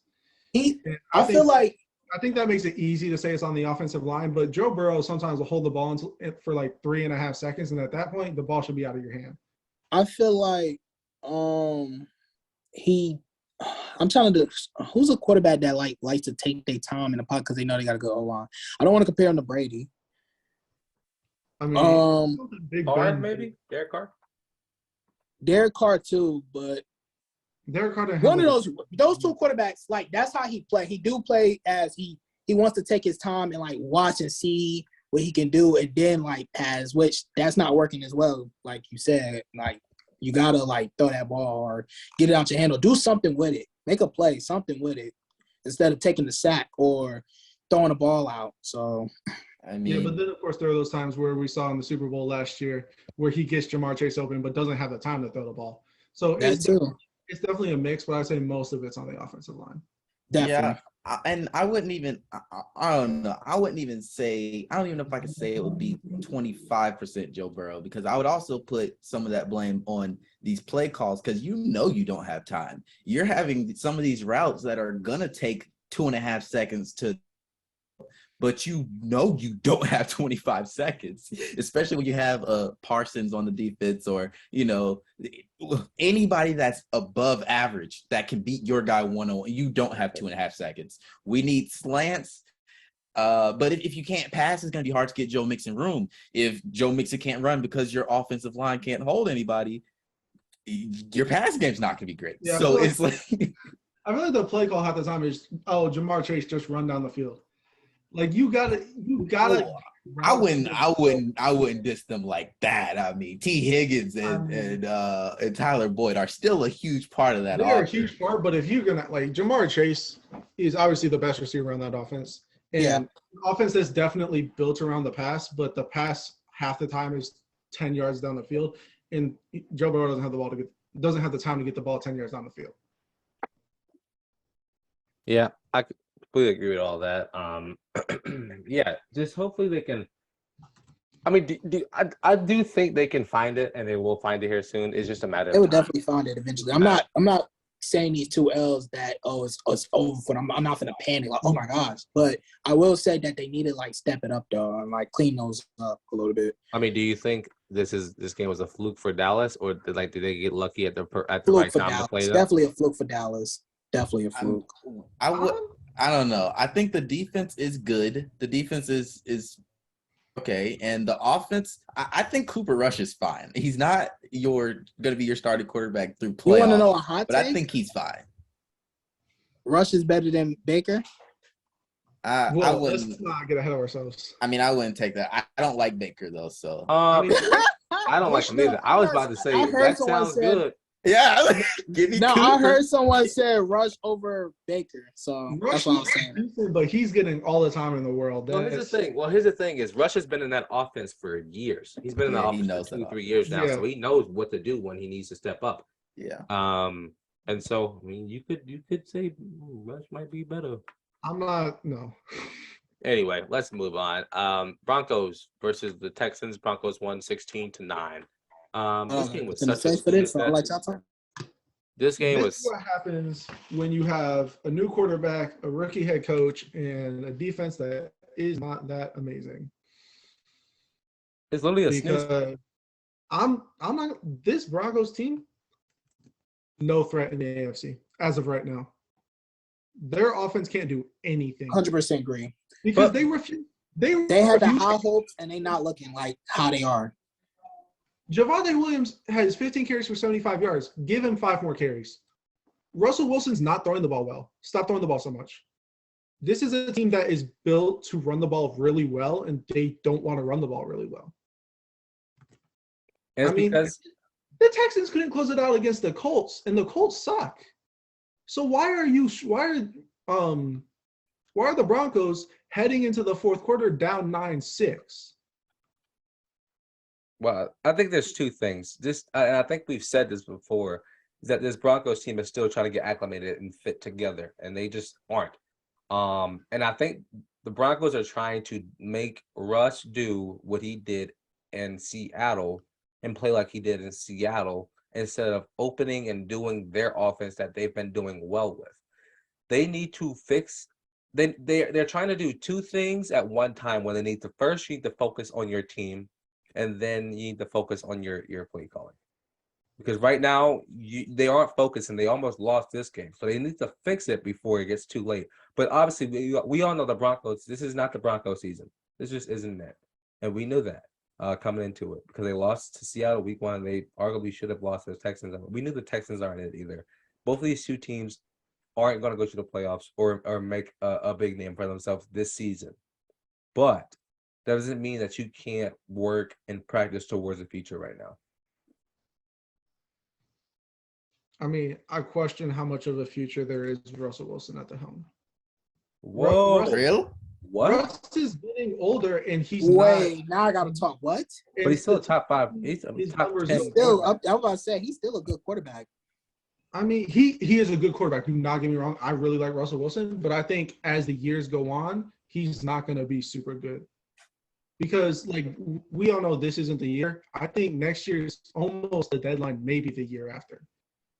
Like, I mean, they gave him a huge contract, so I will say this. to not be anywhere near his prime. I will by the say time- this. Russell could lead the Broncos if the Broncos will work with him. And the reason why I'm saying that is because the Broncos have the defense that's better than Seahawks. Let's get that out the way. Their defense is better than the Seahawks. It's just like Davion was saying earlier is that he's coming to a team that's not used to his play style or how he plays and controls the game. Like the Broncos is mostly, like people said, is running. They got 2 good running backs that runs the ball for them really well. And like the wide receiver, yes, they have a few, like 2 probably, I would probably say, and that's probably what's his name? Jarvis. I forgot his name. Yep, Jared Judy. Yeah, him and another wide receiver that they have that's pretty good. But yeah, they just have to correlate and like correspond and get used to the play style Russell play. So like Davion said, give it time. Right now, they're not going to be the Broncos. They're not going to be the best team. No. Just give them time to steady the pace and learn him and learn how it works and probably pick up some people in the offseason to work around Russell Wilson play style. So other than that, Russell is not Russell. Russell's not a bad quarterback either. To piggyback off of what you just said is that until they come together as a team and figure out what their plan is or figure out like how much control they're going to allow Russell to have, this team will not work.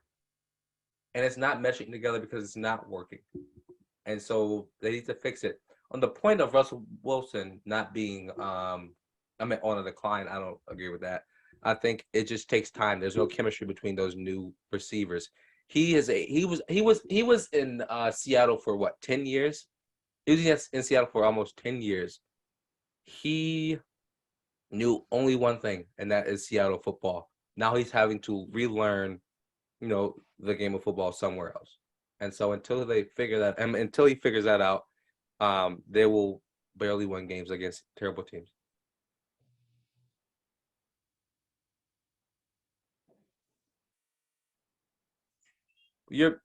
Lillian, you're muted. We can't hear you.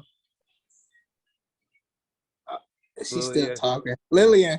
Chemistry, and he wasn't throwing the ball as well. Like statistically, his numbers went down last year compared to the year before, where he threw for 4,000 yards. And then this year, I think a lot of it is chemistry, but he's also 34 this year. And by the end of his contract, he's going to be like 37 or 38, and he's a mobile quarterback. And historically, mobile quarterbacks don't last that long. He'll be done by then. Exactly, but that's what he signed on for. And if this isn't the year for the Broncos, they've got a year, maybe 2 after that. I mean, what's the total amount of years he have left contract-wise? 4, I think. I thought it was a 5, but yeah, I think he's done after that. 5. I think he's retiring after that. Why stress about it? No, he's definitely retiring after that. He's definitely retiring. Yeah, after he's that. gone. I'm saying, like, I don't know if he'll finish it. by like the last year of that contract, he's not going to be the Russell Wilson that they got when he signed the contract. I mean, but what Hall of Fame quarterback has gone out on top?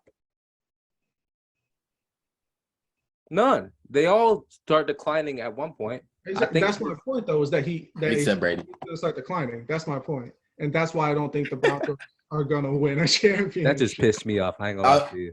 Is it wrong? No. People say he's too old. How many Super Bowls have the Patriots and What? now? All right. I don't want to talk about Tom Brady. Next up, we have I'm just Arizona saying. Russell Wilson isn't Tom Brady though. No. He's Yeah. got max 4 years, in my opinion. And I think that's maybe a little generous. Next game. I said max. Next game.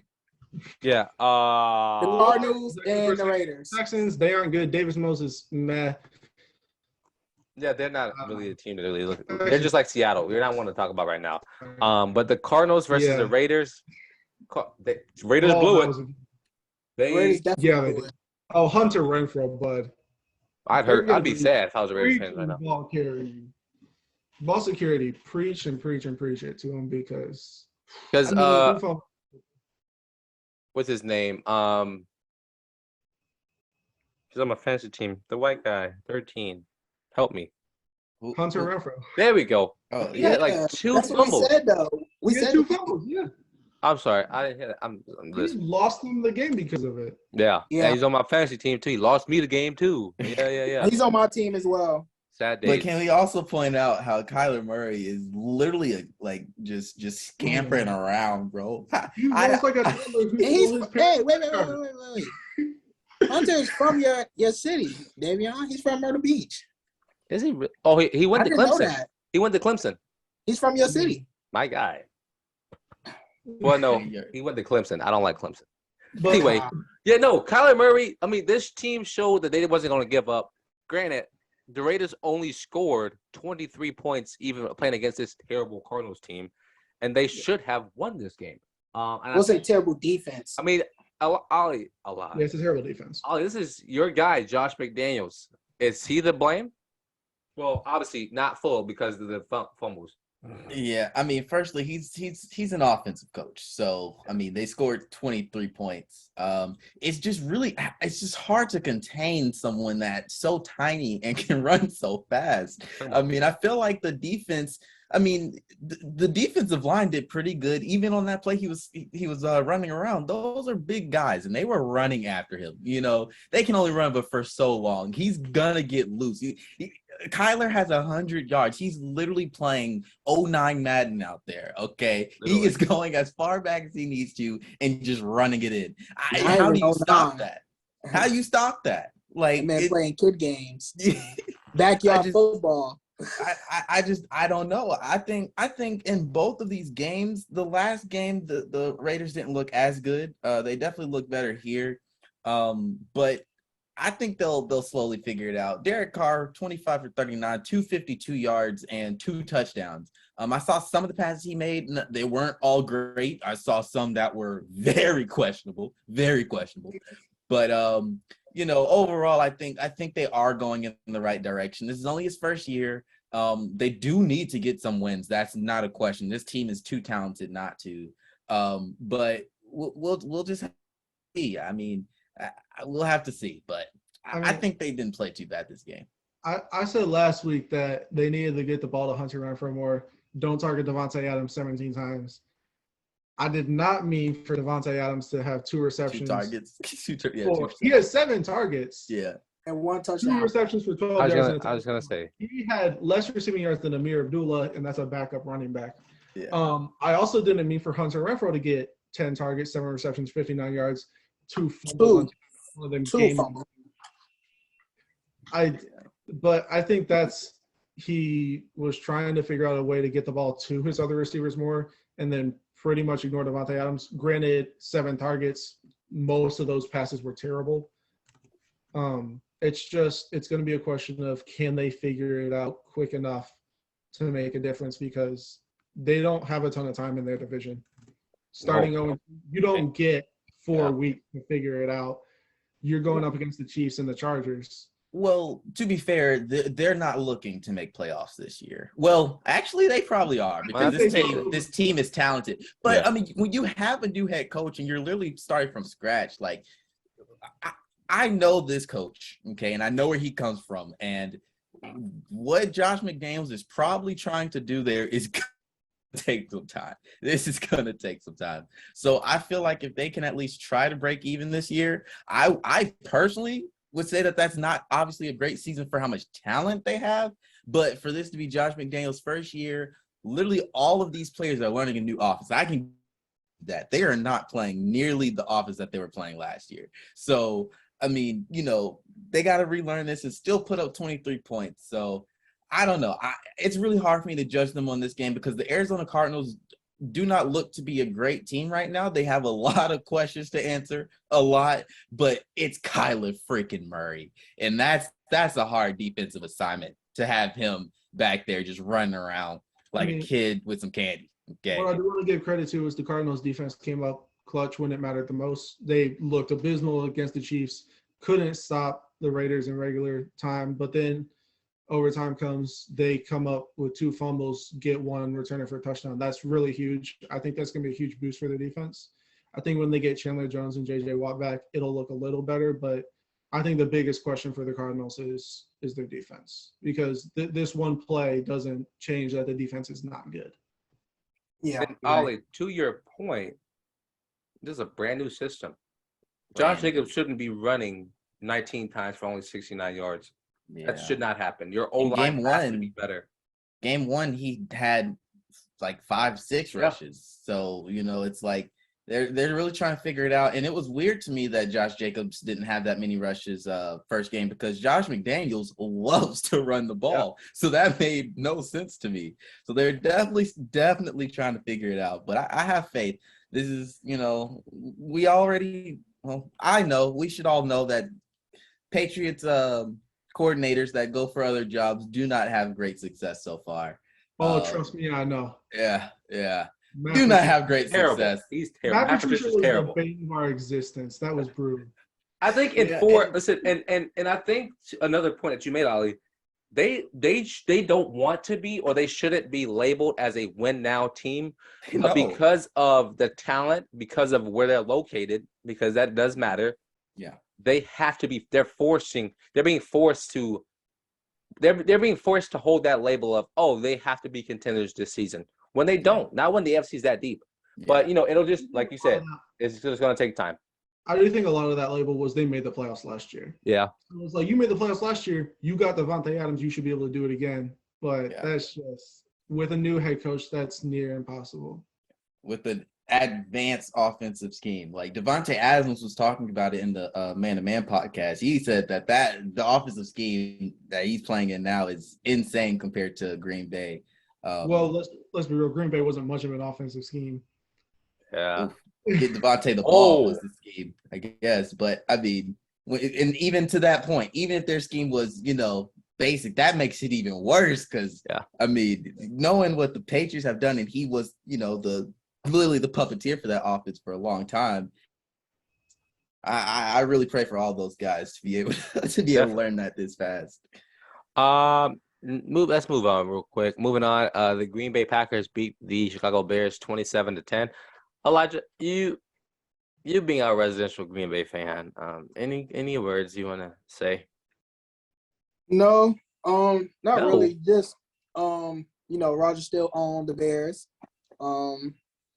That's pretty much it. But no, I will say that good game from us. Aaron Jones looked good.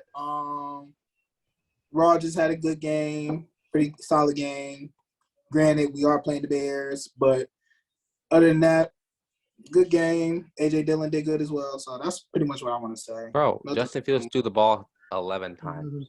Yeah.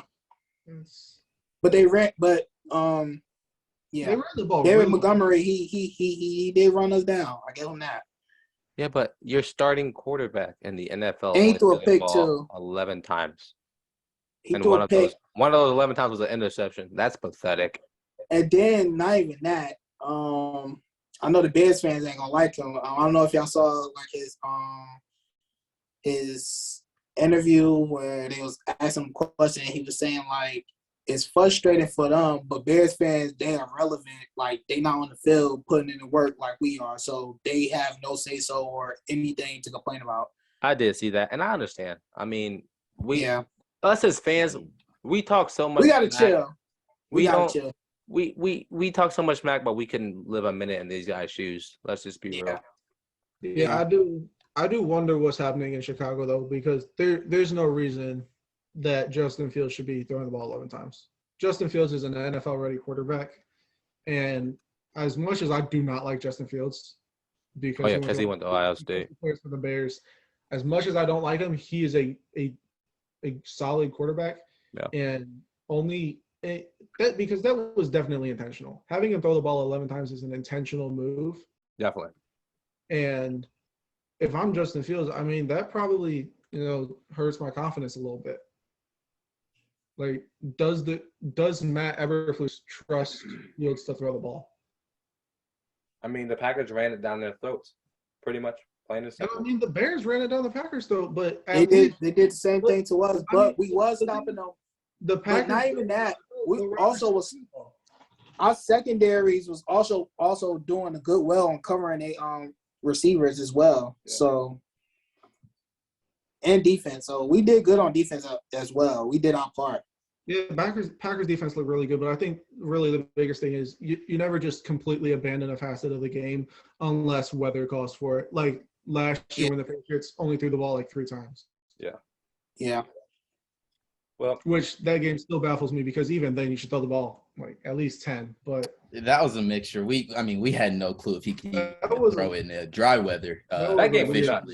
Yeah, that game was insane. How about that win game, right, against the Bills and the Patriots, right? Yeah. That was nuts. Even the snow game with the Bills and the Patriots. That's the craziest game I've seen in my life.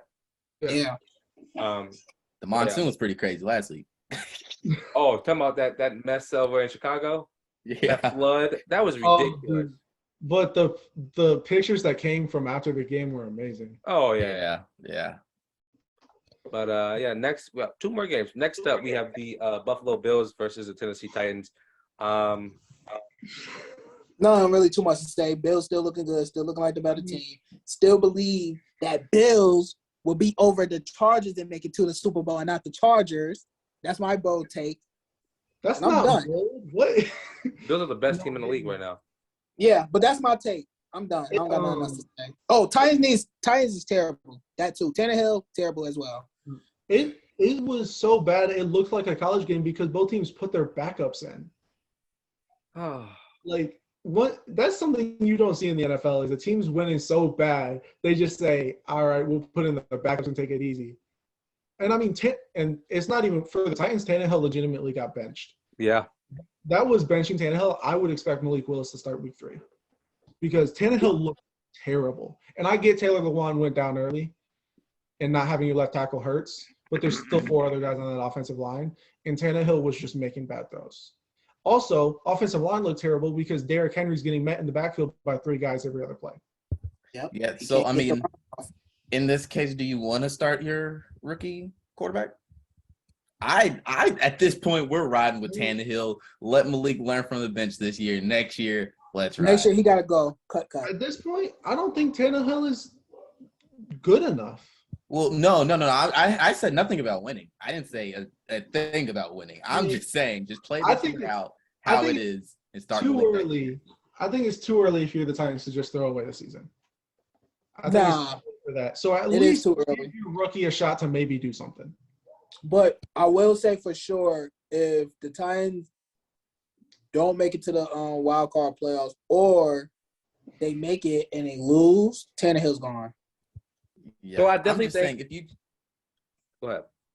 This is the last thing. If you don't trust your offensive line, I wouldn't put in my rookie. That is probably going to be my future. That's all I'm saying. I mean, if I don't trust my offensive line, I at least want a quarterback that I trust to get out of the pocket, and that's not Tannehill. That is Malik. Why mess up his ankle though? Why? That's going to be unnecessary wear and tear for him, in my opinion. Because this is going to be it's a rookie who isn't even proven. There's still a lot of question marks with Malik Willis and his decision making. So, I mean, I'm not saying Ryan Tannehill is doing better. I'm just saying let's not throw our rookie into the fire to look like garbage already. The sets with him and Derrick Henry will be disgusting when that starts to happen. I think the sets with Malik Willis and Derrick Henry and or Hassan Haskins. So that's a good running back room. So I think y'all are looking at this like it's week 6. It's only week 2, y'all. No one's gonna get benched. I think if anybody gets benched, it's week 6. Because that's like that's part of the way through the season where it's like, is our season still savable or is it not? And so I think if anything, he will play up until then. Honestly, I think this whole season. They're paying Tannehill too much money to not start him every single game this season. Yeah, he's playing this season. But regardless of Tannehill, Derrick Henry is not being able to thrive because of such of a terrible O-line. But Josh Allen, listen to these numbers: 26 for 38, 317, 4 touchdowns, and he sat the entire fourth quarter. Stephon Diggs, 12 receptions, 148 yards, 3 tubs. There's nothing else that you would want to see from your quarterback and your receiver than that. Their running game is still lackluster, but who cares when your numbers passing looks like that? Allen's on redemption. And they blew him out. And they blew out the Tennessee Titans. He on the redemption road. He definitely is. Yeah, he got a point to prove. And they can make their way down to the playoffs as well. But next up, we have the Philadelphia Eagles versus the Minnesota Vikings. Eagles won 24-7. Doodle. Now that we finally got to this game, I'm so glad. Now, earlier before the Vikings played this Monday morning, before the Vikings played the Eagles, I was listening to like a radio podcast about NFL, and it was a biased Vikings fan, and he was saying as like how he was talking about the Vikings. He was saying like, oh yeah, Vikings going to beat the Eagles, and the Vikings going to be the better NFC North team, and they're going to be number 1 and beat Packers and Lions. And like he was just so on, just saying some crazy stuff. And it was making me so mad because it's like, for one, no, Vikings is very inconsistent. They have their games where they go good, they do good, they have a run, and then like towards the end, they just terrible and bad, and they lose games. So that's what I wanted to say about that. Eagles looking good. Eagles going to win NFC East. Yeah, pretty much it. That's all I really wanted to say. Yeah, I mean, go ahead. Obviously, Kirk Cousins on Monday Night Football is a cursed thing, and he looked terrible again. So I'm going to put 9 or something like that, right? But yeah, I mean, he threw 3 picks, not a great completion percentage. But what I will say is Justin Jefferson had big plays slain on him, and Darius Slay was a Pro Bowler last year for a reason. And it's put him in a bag. Put him in a bag. I mean, Darius Slay looked like he was still in his prime against Justin Jefferson. And also credit to Jalen Hurts because had a really good passing game, also ran the ball well. And Devontae Smith got his action this game. Dallas Goedert played well. I mean, he really spread the ball around, and I think the Eagles' offense is really good, and the Eagles' defense isn't bad. What do you got to say about Jalen Hurts, Davion? I was just about to give him his praise, Elijah. Oh, okay. I was going to say, 26 for 31, 333, 1 tub, 1 pick, and rushing for 57 yards for 2 touchdowns. That's big. Those are Mike Vick numbers, believe it or not. If they can continue to do this and do this really well, granted, they didn't score a single point. Neither team scored a single point in the second half. The whole second half. That's terrible. But if they can continue to put on points after halftime, then they could be one of the better teams in the NFC. And I mean, if they can continue to keep a running game going, I mean, Miles Sanders 17 carries, 80 yards. That works. You can get away with that. And if they can continue to do that, then this team works, and this team is clicking on all the accords because we saw the Vikings put up numbers against the Packers week 1, and then they were shut down week 2 by the Eagles and their defense and their offense. Yeah, but I think week 1 is probably just good old Packers. Don't know what the hell they're doing week 1. And it was split in it too. I knew it was gonna be a split. I don't know what game we was gonna lose to them, but I knew we was gonna lose to them. We always lose at least one game. I think the Packers are going to split a lot of series this year, but yeah.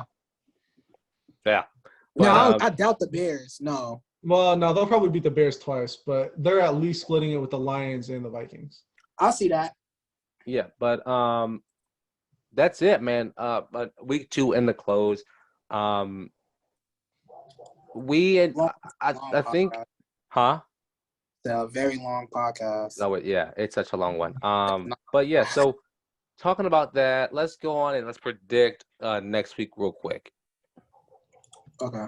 So, firstly, Steelers and the Browns. Browns. No, Steelers. I'm sorry, Steelers. Steelers. Yeah, Steelers. The defense is too good. Panthers and Panthers. Saints and Panthers. Panthers are at home. Saints. Saints. Panthers because Jameis Winston is still playing with a broken back. I'm gonna go with Saints. Surprisingly, no bias. Bears versus the Texans. Texans. I don't think the Bears are that good. I don't think they trust Justin Fields to throw the ball. So Yeah. I'm gonna go Texans as well. I'm gonna go Bears. Colts. Chiefs. Chiefs. Blowout. Yeah. Bills. Dolphins. A fun one. This will be a good game as well. But I will say Bills is not going. And if Bills do blow them out, I don't think Bills would do what the past two teams did, like make them come back. So their defense is too good for them to do that. Yeah, it'd be a good game if the Bills' defense wasn't so good. Yeah, it's gonna be the Bills. Yeah. Lions. Vikings. In Minneapolis. This will be a split, but who's home? Lions at Vikings? I'll say Vikings. I think Vikings want they they feel played for losing to the Eagles. I think they feel like they're gonna have to prove something or come out good. No, I want Okudah to get his chance against Jefferson. I think he'll play well. I don't think he'll like completely clamp him, but Okudah will play well. And also, Lions, one of the highest scoring offenses. So I'm gonna go. I've been on the bandwagon. I'm gonna stay on it. Give me the Lions. there you go, Davion. Ravens versus the Patriots.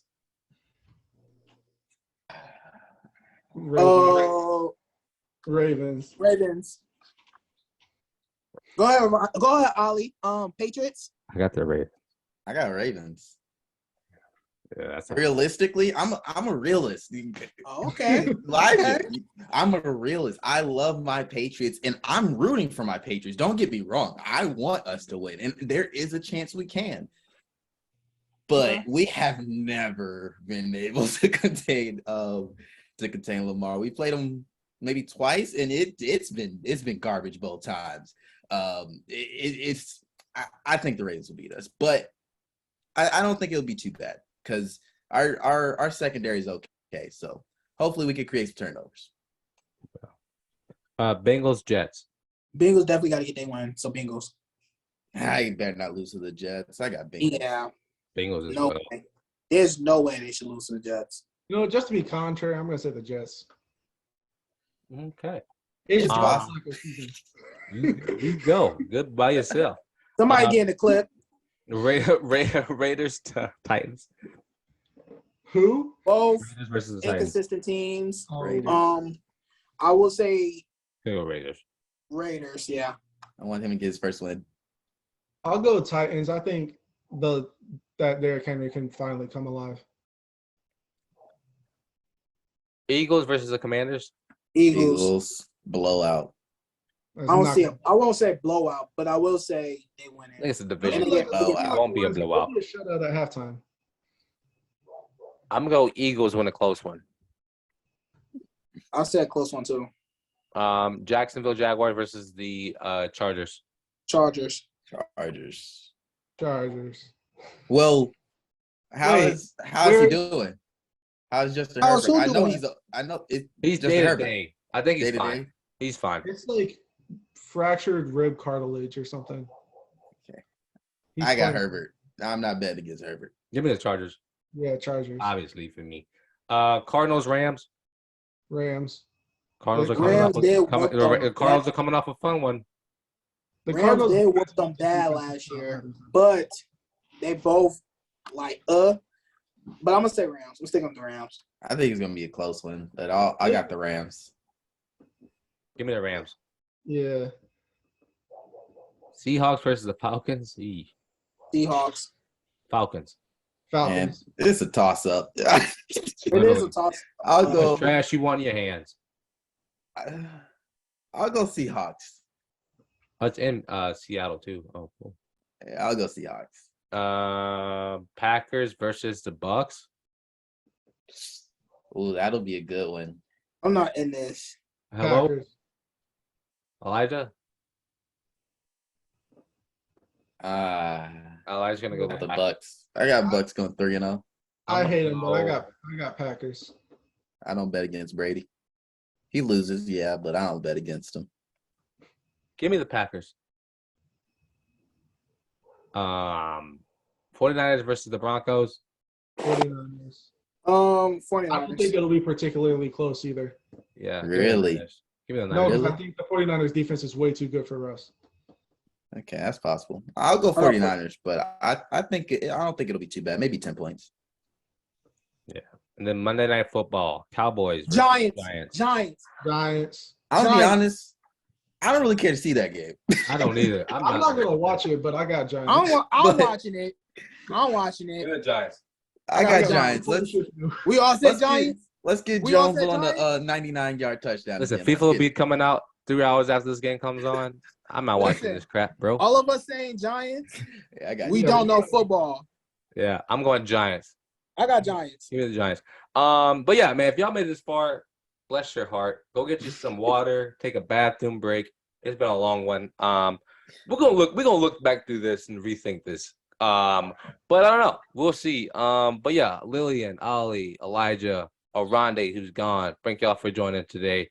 I have been your host, Davion, and this has been the post game. Peace.